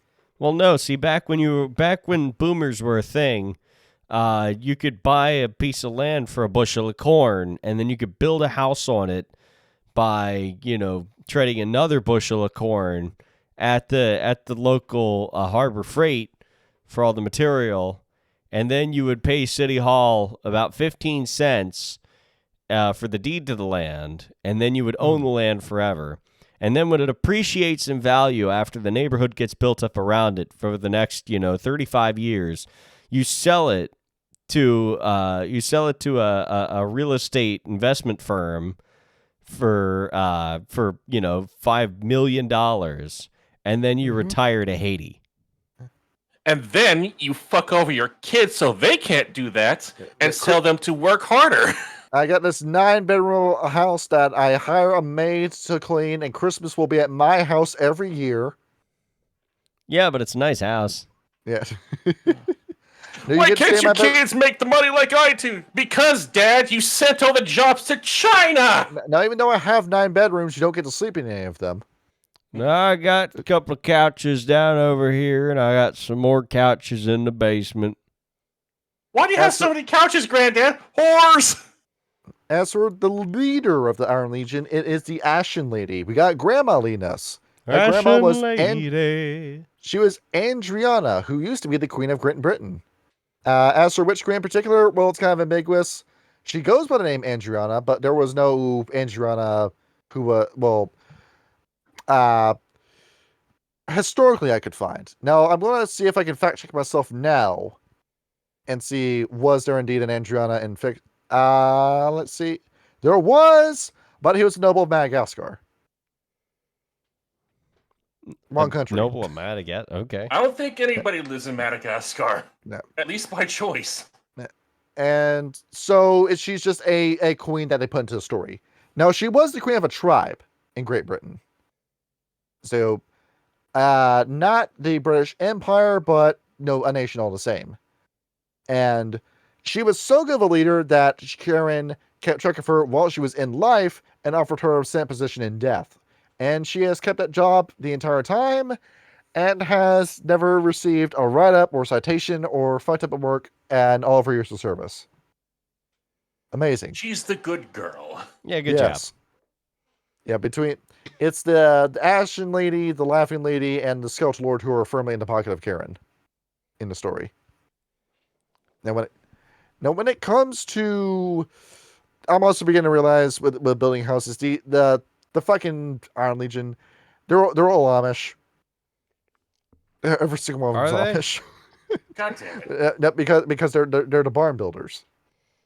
Well, no, they do more than that. Yeah. You think we can get a member of the Iron Legion to build bread, to make some bread for us? Well, Yeah, I could but probably not because make they're some Iron bread. Legion. Yeah. As for this, who do you think are going to be their fetters more than anything else? Probably their old house that they spent their whole life growing up in. Or And the their factory job in old Canton, Ohio I used to work at. Or my first car that's in a junkyard down the street that's one the way for about 30 years since I passed. Now, she was a good grandma. She looked after all of her good grandkids, and she's not going to move on until all of them get their shit together, and then she can pass on. That sounds about right. Because that a common trait amongst people of the Iron Legion, they want to make sure that their legacy is secure after their death. If it's violated, then they're going to freely violate the dictamortem, run over, secure what they had in the Shadowlands before running back to the Shadowlands if nothing happened. So, besides that, they follow the dictamortem to the letter until it affects the legacy that they left behind. Yep. You don't Now, so a fuck political with structure, not much political discourse happens with these people. Well, they don't got time for none of that political nonsense. I just want to grill, goddammit. We got 11 ministers. The first one is the Minister of Economics, also called Haim Solomon. Why don't you put the Jewish guy in charge of economics? Oh, that's an important thing to know is that, when you get the guy that has a name for the job, then you may as well make him do the job. You see, my ancestors, before they came to America, we were in charge of the banks of it. It was the only thing they let us do. They wouldn't let us join the military. They wouldn't let us do much else. They called it we became usury. part of the banks, and we did it, and we liked it. Now we have usury over here. I'm going to teach you usury if you want to know how to use it. I love how that became the thing. It's like, oh, Jews, you're not allowed to do anything because we don't like you. Okay, we'll do banking then, I guess. Why? Wait, Yeah, what happened to the all of Catholic our Church money? considered It's it the to be a Jews' sin. fault. I'm like, motherfucker, you wouldn't let us do anything else. No, it's this whole fucking shit going on right now. This is an entire group of people that's never had anything to their name in all these years. No. And now that we do, everybody wants to kill us. We also have a Minister of Defense, a Minister of Construction, a Minister of Research and Development, specifically involving how to make our structures better and gooder against the Maelstrom. The Minister of Recruiting, Minister of Training, Minister of Planning, Minister of the Military General, who oversees the military, Minister of Legion Relations, Minister of Intelligence, and Minister of Special Projects. The special projects are usually just the miscellaneous shit that doesn't fit in any of these other groups. Every minister, what they do, it says on a tin. What they do. We're not giving some silly ass name to any of these. No, they're very straightforward, and that's another reason I like them. Everybody knows exactly what they have to do. There's no bullshit with these guys. They're old people. They don't deal with bullshit. No. Now, what's something that's very important to the Iron Legion? The salon. The salon. Is it a hair salon? No, kind of. No, it's the actual old meaning of the word salon.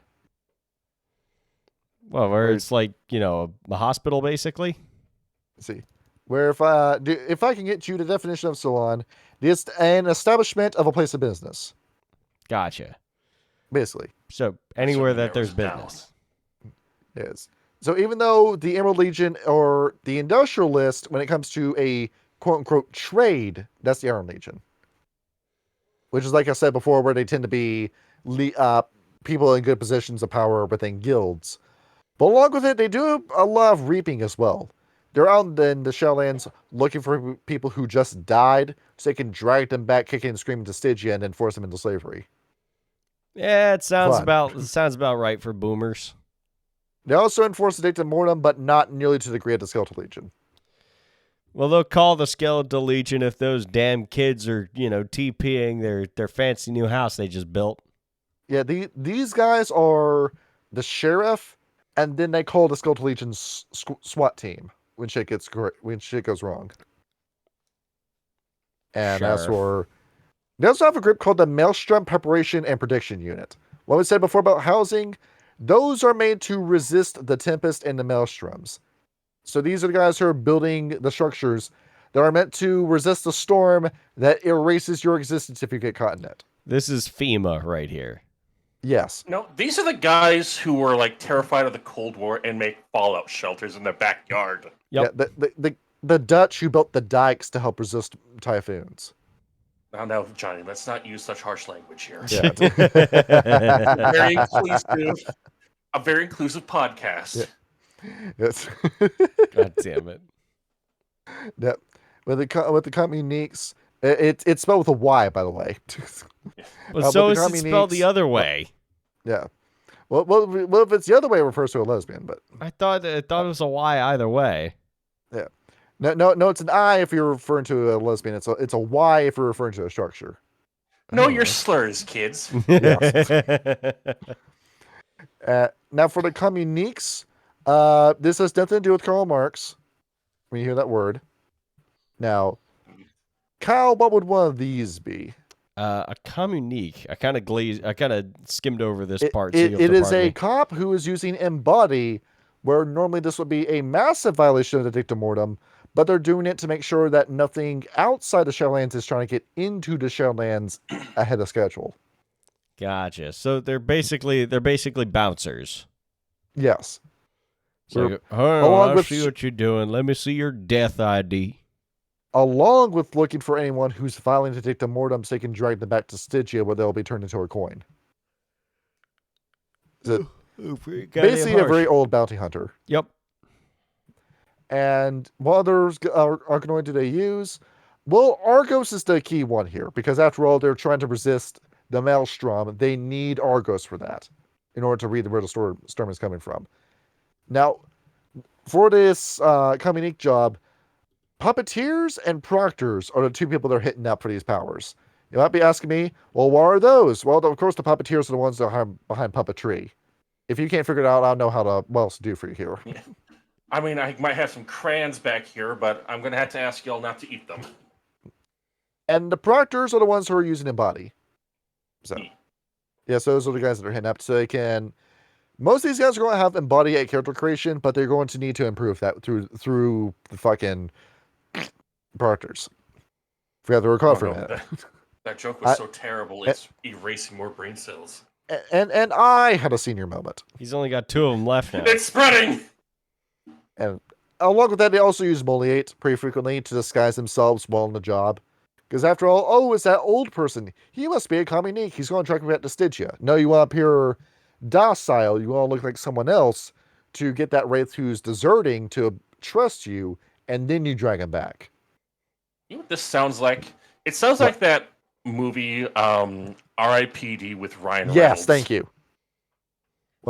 Once again, another really good reference from Wraith the Oblivion. It is, but that movie kind of sucked, though, is the only problem. Yeah. It didn't kind of sucked. It did suck. Yep. You can have fun watching it. It's just bad. It's fun bad. It's not winning any awards. The only good scene in that movie is when like fucking Jeff Bridges is standing there and the monster with 50 eyes comes out and he goes, "I don't know which eyes to shoot you between." As it's unfair that all the really good Wraith reference material came out after Wraith was released. Well, I mean, you got to start somewhere. If you guys just waited until Silent Hill came out, if only this book would have been perfect then. Your legacy would have been secure. Yep. And along with it, should we talk about the advocates as well? The what? Advocates. The advocates. Lawyers, Kyle. No, I hate lawyers. Fuck lawyers. The people of Stygia is an authoritarian, totalitarian state where there's plenty of prosecutors, not so many defense attorneys. The Iron Legion is your defense attorney. Oh, okay. That makes me feel a little bit better. They're the ones that come in. Your Honor, my client pleads, he who smelt it dealt it, therefore he was not the one that lit the gas bomb in that room. GM, damn it! I never expected to smell it dealt it verdict. Yeah. All right, you're Your free to Honor? go, but I'm watching you. My client didn't know he couldn't do that. Yeah, tell it to a judge. That's exactly what I'm doing. I'm telling it to a judge, Your Honor. Fuck you, Your Honor. Your Honor, shut the fuck up. You wasn't even there. Do you swear to tell the whole truth, nothing but the truth, so help you God? Shit, I guess. Yes. And that's basically it with the Iron Legion. They're pretty self-explanatory. I like them. It's very simple. Very simple. You get the ideas what to do with them. I like them. And going along with that, now I think we have one more left, and that's the one everybody's been waiting for, the Grim Legion. The Grim Yeah. The Doomslayer. When somebody tells you to die a violent death, they're wishing for you to become a member of the Grim Legion. This is where I get my 7-string guitar out and try to play Rip and Tear, but I can't because I don't have the right cables right now. Were you shot, stabbed, poisoned, beaten to death, pushed in front of a train instead of voluntarily jumping in front of it, fought in a war, fought in a gang dispute, where you were in an armed robbery as the robber or the person being robbed, intoxicated and driving behind the wheel, or the victim of a sexual crime? Because if so, you are a Grim Legionnaire. And you get to be a Doomslayer. Yes.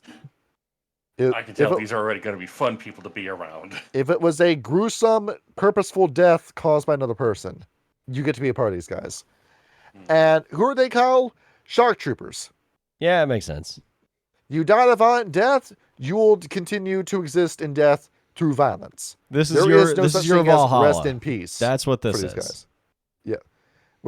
We mentioned the RPD department before. That's absolutely these guys. You are throwing yourselves at the forces of Oblivion, fighting, going crazy. And the guy who leads you is the Smiling Lord, who is the other main antagonist of Wraith the Oblivion.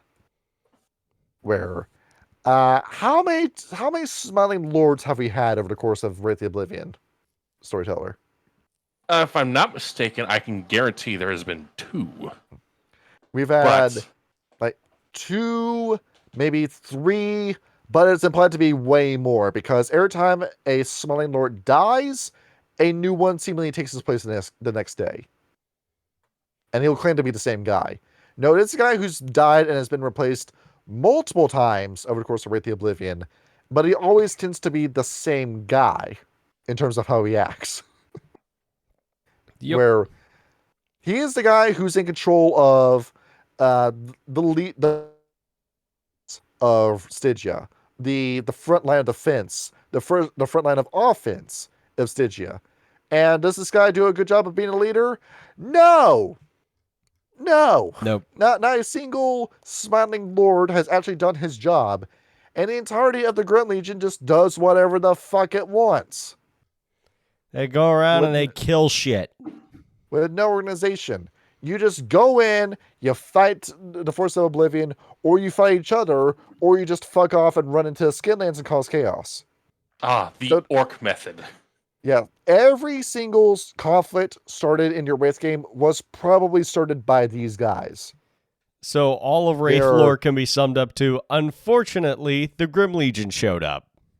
In terms of the Sixth Great Maelstrom, Kyle, the fucking Smiling Lord was the one behind it. Cersei Jones of the Void Engineers planted the bomb in the Shadowlands, but it was the Smiling Lord who saw that bomb and instead of disarming it, put his 2 ghost bombs next to it, knowing it would create a maelstrom, and he did it anyway. Oh, let's not undersell it, Johnny. These weren't just 2 bombs. These were the replicas of the Fat Man and the Little Boy. The bombs that glassed Hiroshima and Nagasaki. And he said, "Wouldn't it be really cool if we set these 2 bombs off next to the ghost destroying nuke?" And then that nuke destroyed the first city, destroyed the Tamahei Ra, destroyed 90% of Wraiths, destroyed 90% of all Wraith avatars, awoke Ravnos, and then summoned the Red Star in Werewolf the Apocalypse, and continued to fly into space, where it then grabbed Autochthonia, dragged it out of the galaxy, and then brought it back as threat null. And why? Because the Smiling Lord wanted to do it for a laugh. Because he thought, he said, "Hold my beer while I set my nuke." He's like, hey, dude, let me light my fart on fire. Check this shit out. Yeah. And then it wound up causing literally everything that could have possibly gone wrong in the World of Darkness is this one dickhead. And the best part about it, the Smiling Lord will suffer now the consequences. Now this affects him. Of course it doesn't. You know, It's the World of for Darkness. some reason, I imagine the Smiling Lord sounds like Starscream from G1 Transformers. Oh yeah, and he hates Karen too. Every single person who has assumed the role of Smiling Lord has been in Karen's throat the entire time. That's why the Smiling Lord keeps getting fired and replaced, but Karen never announces that because we can't let the forces of Stygia know that the Smiling Lord is being a rebellious asshole, because of what if he inspires everyone else to rebel. Well, I then just you had got a a whole really- legion of rebellious assholes who happen to be really, really good at fighting. Yes, the underperformance of the Grim Legion is kept secret in Stygia. This is I just had. remember if I said this was the Get Ephemeris? I redact that. This is the Silver Fangs. I'm But gonna say this is the confident. Blight Spiral Dancers that they weren't truly evil. Yeah, But- but they are though. That's the problem. Well, no, let me restrain that. The White Howlers. Okay, that makes more sense. That's what these guys are. And you also get an idea as to how difficult the White Howlers were to work with when they were still around. Well, if you were Fianna, it was fine, but for everybody else, It just trying to be a Silver Fang, talking to the White Howlers, trying to get them what to do. It's like Man Ray trying to convince Patrick that it's his wallet. yeah, basically. See, you work for the Garo Nation. No, I don't. You are a werewolf, correct? Yes. Yeah. And you're allies with the Fianna, right? Yes. Yep. And you fight the worm, right? Yes. Makes sense to me. So therefore, you're a member of the Garo Nation. That makes sense. No. So you do what I say. No. No. That's exactly it. Lemus, it's so hard to fucking listen to them. Look, I've dealt with that fucking gobshite fucking rancid spaces for the 5th time this fucking month, and then nothing ever fucking come of it. Meanwhile, we've got the whole locked down with a bunch of fucking wormfolk climbing out here. You expect me to believe what that fucking gobshite has to say about that?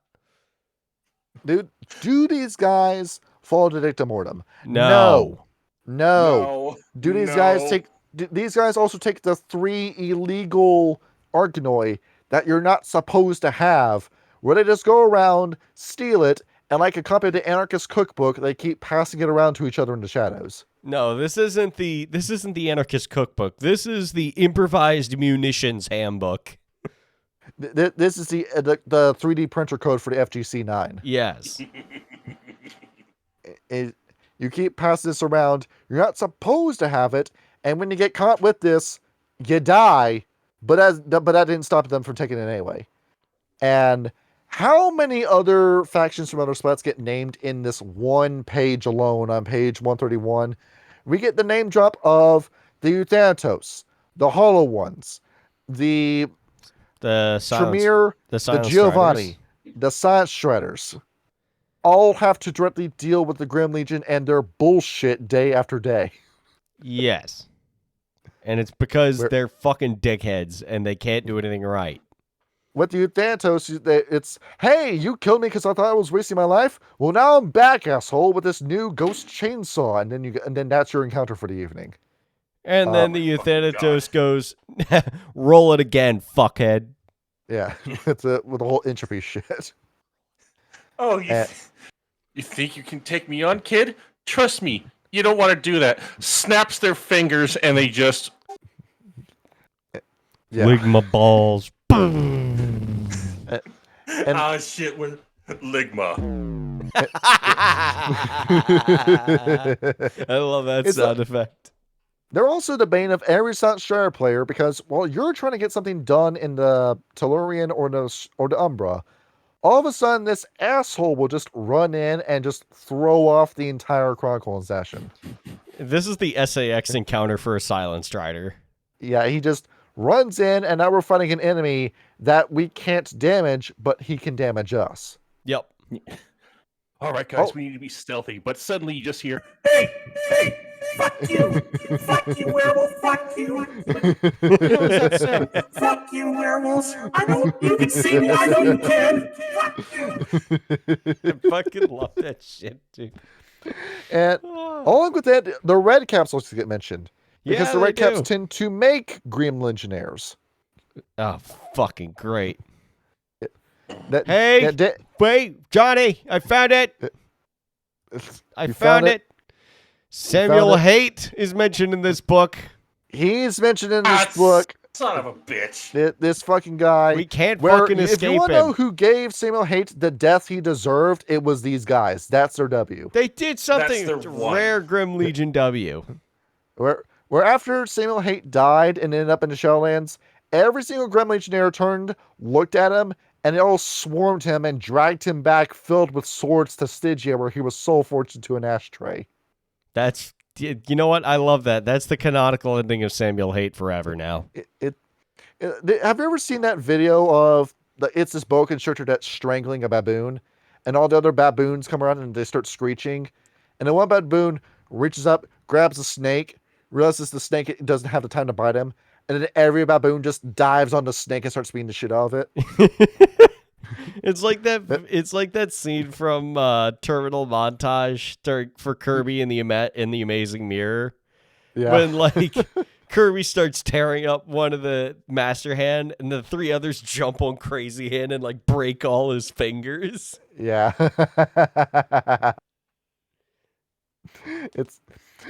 So you can expect that, because also if you find one member of the Grim Legion, beware, because they travel in groups of 10. Of course they do. If you're playing Werewolf and you're a Silent Strider and you encounter one of these guys, his other 9 are around the corner. So be warned. Yeah, that's rough. And you can't damage them without Stygian steel. So are they like seen favorably in the eyes of anybody? Not really, no. No. The Skeletal Legion, the Emerald Legion, the Paupers generally have a low opinion of these guys when it comes to relationships with these guys. The Grim Legion knows they have a bad reputation with them, and they don't give a fuck. Now, I said earlier in the video that the Skeletal Legion doesn't have an opinion. They don't have an opinion until a Grim Legionnaire is next to them.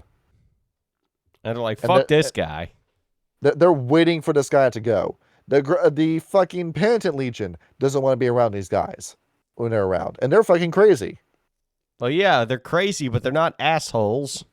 And the Silent Legion, if you're a Silent Legionnaire that's around a Grim Legionnaire, get away from them, because the Grim Legionnaire is going to just tear the shit out of you for its own amusement. Yep.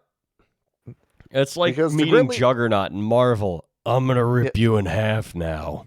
The Grim Legion says that there is no reason for a Silent Legion to exist. and they're trying to actively destroy the Silent Legion and absorb them into their ranks. But they don't want to do that. They don't want to, and the Grim Legion doesn't care. Like, what would a Silent Legionnaire do in the Grim Legion anyway? Die for them. That wouldn't make any fucking difference. Yes. All right, kid. You're one of us now. Cool. What's my job? Well, do you know what a suicide bomber is? Oh, God. Oh, no. Take this ghost minigun and we'll drop you off right in the middle of this pile of specters. Yep. All right. Good luck, kid. And as for non-military duties, what does a soldier do when he is bored and on shore leave? You Fuck. go fight every MP in town, drink an entire bar, and then fuck whoever you look at.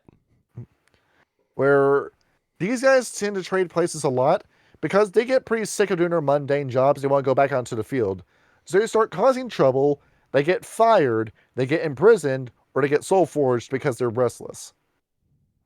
Oh, They okay. don't- And then the problem elegantly solves itself. Yeah, they don't want to be on the sidelines. And if they cause too much chaos and then they realize they're about to get caught, they then run off into the Skinlands and start causing shit there. Well, they're thinking like, oh, I'm going to die anyway. May as well have some fun. Where just about anytime you encounter a Wraith out of Splat, more than likely it is a Grim Legionnaire who's in trouble. That's more than likely who you're going to encounter in your other Splats. Oh my fucking god. Noble spirit, why? Why do you haunt this house? It is no longer yours. And Because I'm hiding from the ghost beds. do these people pass on very often? No. No, because as it turns out, getting revenge on the guy who killed you is a very quick way to get harrowing, and so these people tend to stay in their position and never ascend. Revenge does not have the payoff that you think it does. You become IMP from fucking hell of a boss. And also, I was about to ironically, make you're this. destroying a fetter. The guy who killed you is a fucking fetter. Oops. No wonder that put you in fucking... Good job. And along with it, because of the nature of the Grim Legion, because of the culture of the Grim Legion, Ascension starts fading away from your mind. You stop seeing the possibilities of the afterlife as something you can attain. You instead start seeing the Shadowlands as something like Valhalla to you.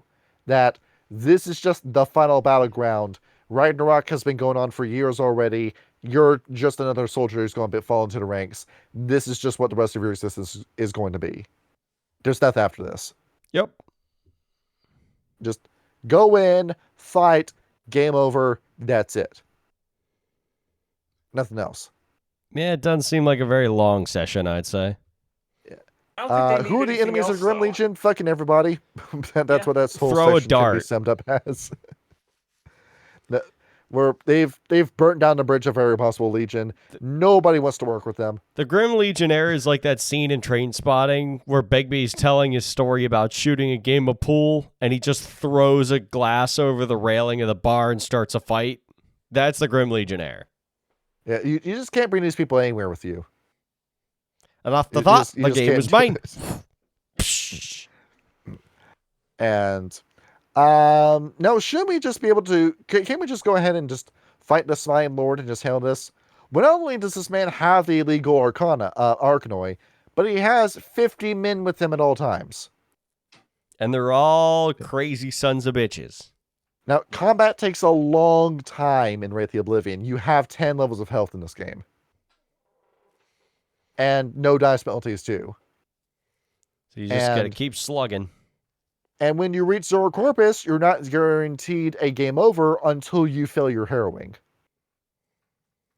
So that's going to go on for a while. So if you go up against the Smiling Lord, that's a combat encounter that will last sessions plural if you try to go after him. Jesus.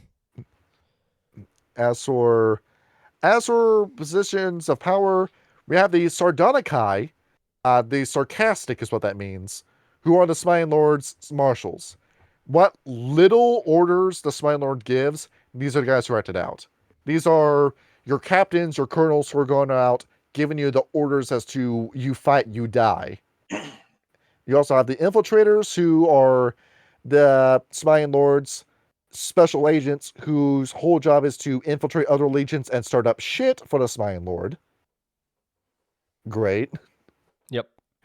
And then the Retrievers and the Arbiters, who are going around fighting people who, if I'm understanding this right, highest profile net, which you let's sieges. So you're going out and doing you're actually doing your job for the forces of Stygia, while at the same time fulfilling the secret agenda of the Smiling Lord. Double dealing. And then the Black Mask, who are his special hitmen. Yay. Yes. So, and there we are. And then your pre-made character in this book is exactly what you thought he was going to be. It's a hitman. Badass soldier man. I'm the Duke. Hail to the king, baby. Power hours for pussies. And if you want to know how recruiting works, you basically just get dragged back to Stygia. They put the sorting hat on you. They said, he died from a gunshot, and then you get put in the Grim Legion. He died of old age, Iron Legion. He died because he's crazy, Penitent Legion. Yep, sounds about right. At least they got a very streamlined process. Yeah, everything is very efficient in Stygia. I will say, though, one thing I do notice, despite all the trials and tribulations, the factional differences and everything else, I have it in mind, and I don't know the validity of this because there's very little I know about Wraith as of now. Mm-hmm. Why is it that this splat seems like it's the one that has their shit together? It does. It's not perfect, not by any stretch of the imagination. They've got a lot of faults, but compared to everything else, and I was thinking about this earlier today. Take Vampire, for example. The Camarilla just kind of sit on their ass with their giant hordes of money and power and do absolutely fuck all with it. The Zapata the right idea about preventing the Antediluvians from returning, but they're relegated to murderous psychopaths because the Samici exist. The Anarchs are a bunch of slacktivist do-nothings that keep trying to recreate vampire society and then fuck it up terribly. Werewolf, you have so many splinters and fractions in the Garo Nation that's completely destroyed any possibility of them being united in time for the apocalypse to occur. Mage the Ascension has so many different political, differences that they can't create a united front against the technocracy, and the technocracy themselves have dicked themselves over so many times between the NWO's pedantry and them outright ignoring the warnings of the Void Engineers in Iteration X that they aren't going to make any progress anyway. And the only ones that seem to be doing a decent job of what they're supposed to be doing is fucking Wraith. Yes. But Kyle, this whole problem started because of Karen to begin with. It did, but he was one person in the entire whole rotten basket. But then again, the fucking NWO putting the soul bomb into Stygia was the catalyst for all of this. Sure, the Smiling Lord would have fucked it up anyway, but it wouldn't have been anywhere near as severe. Now, the reason why the forces of Oblivion are trying so hard to destroy Stygia, Karen's instigation of the Tithe of the Dead, which was a payment process he made, upon dying and entering the underworld, if you want to go to a safe necropolis, you had to pay Karen and his ferrymen 2 coins that were placed over your eyes on death.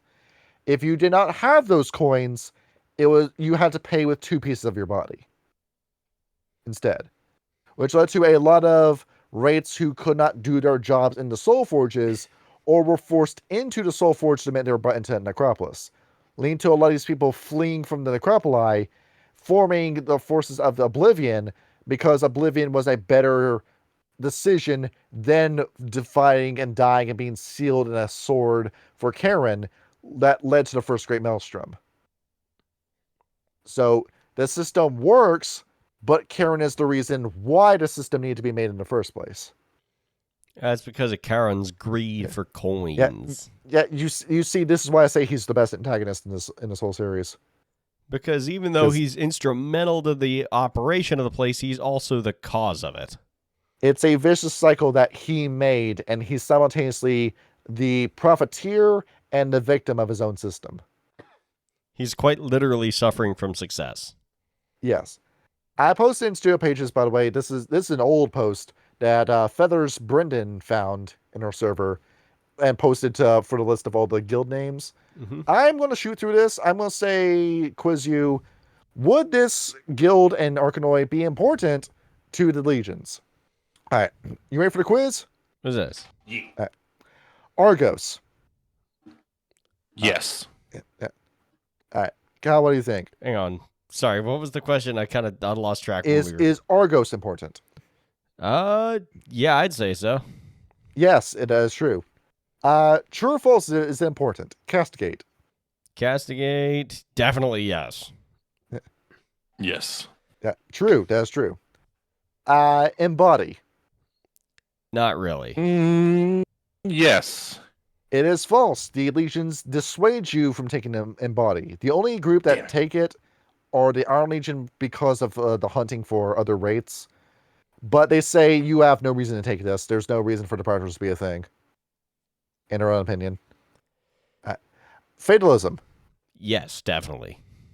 Yes. Yes, it is true. That's a very important Arcanoi to Legions. Flex. Yes. Is thank you, smartass. Trick question. No. Oh. Why See, do you Flux need to wasn't make on things this rot list, I for? don't think. Yes. Oh, that's the rotting one. Damn it! I thought that was a future sight one. Inhabit. I don't God, what think was it? so. No. Yes. It is. It is important Ah, because you okay. need that for the soul forging. That's fair. Intimation. Intimation. Oh shit! I have no idea what that one does. Yeah, I don't either. It gives you free pathos that you cast a spell Yes. for mana points that gives you more mana points, and it changes what your feathers are. You immediately said it gives you more pathos. Yes, that is important. That is banned. The intimation is banned. I don't give a shit if it's fucking course banned. it is. It is important. It's definitely important, but Kieran doesn't want you to have it. I don't give a shit what Karen wants. He's not around anymore. Keening. Keening. Keening. I'm a level with you, Johnny. I don't know what half of these things do. I'm just like guessing. That's the vibe giver. It gives you Then- passion. Yes. Yeah, I'd say that's probably important. The Legionnaires don't teach their members this, but they will teach. But they say it's good for people to have, but the Legion themselves don't need it. Just when you're on shore leave, going back to Stygia, and just go see a bard. He'll play a song for you. You'll get your pathos back to the front lines. It works, doesn't it? See, Life Web. Yes. Very immediately, important, yes. Yeah, immensely important. Yes. Mnemonicus. It's powerful. It is lethally It's- important, but nobody should use it. It's banned. Yes. It's banned. Moliate. Not. Depends on which legion. Yes, that's true.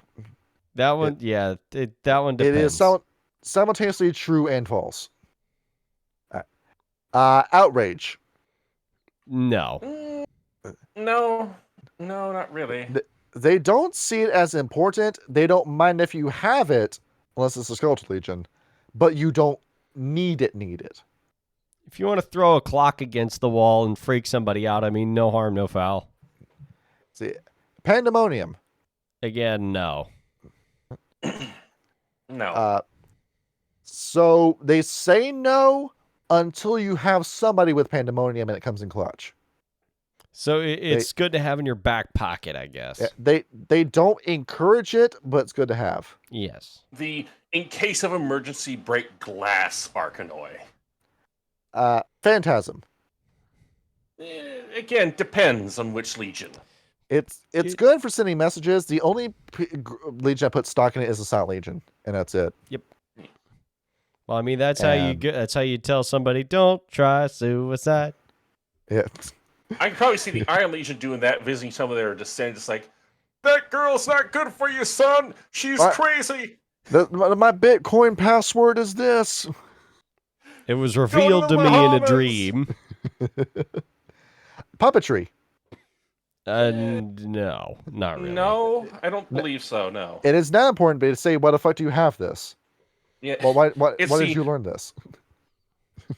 It's not important to you. It's important to the Skeleton Legion that they know that you have it, though. Yes. It's, you're coming with this contraband. Come with us. Come with us. Come with me behind this shed. And usury. Yes. Could be important, yes. It is important, but only a select number of people within the legions have this. Like, in the circle of 10, only 1 or 2 people have this. And that's it. Indeed. It also goes to show how important it is because in Storyteller's Wraith game, none of us have this. Oops. Nope. No. And that's the book of Legions for you. I quite like this. I like Yes. Wraith, and if I was to play Wraith, I would probably be an Iron Legion, so I could be Abe Simpson. Well, if everything goes well for the Friday Uncensored Wraith game, we might be playing this on live play. Cool. Nice. And I'm going to try and get mine back up and going unless I eat some bad chicken again. Yeah, don't throw up. Just take a shit while on the phone with us. I don't think no. you want to hear that. Yeah. No. I remember when it's the sound of the maelstrom in the background. I was in a fucking Discord server with somebody, and I would hop on VC with them every now and again, because they were some decent guys. And one motherfucker would always, like, go rock a piss while we're on the fucking call. And I'm like, dude, mute your mic, you fucking animal. Jesus. The times where my boss calls me, he always calls me when I'm in the bathroom. And you could just hear the sound of an errant piss stream against finely cleaned porcelain. Yes. Hold on, I gotta call up Johnny. Johnny, are you there? Well, yeah, but I'm kind of busy right now. Yeah, Do you think you come back in like 5 minutes? Can you call back in 2 minutes? Jesus Christ. And that's your episode. This is now where we realize that Kyle never hit the record button. No, I've been recording the whole time. Don't you worry. All right. I've got it. There we go. We don't have a special thumbnail for this, by the way. It's just the book.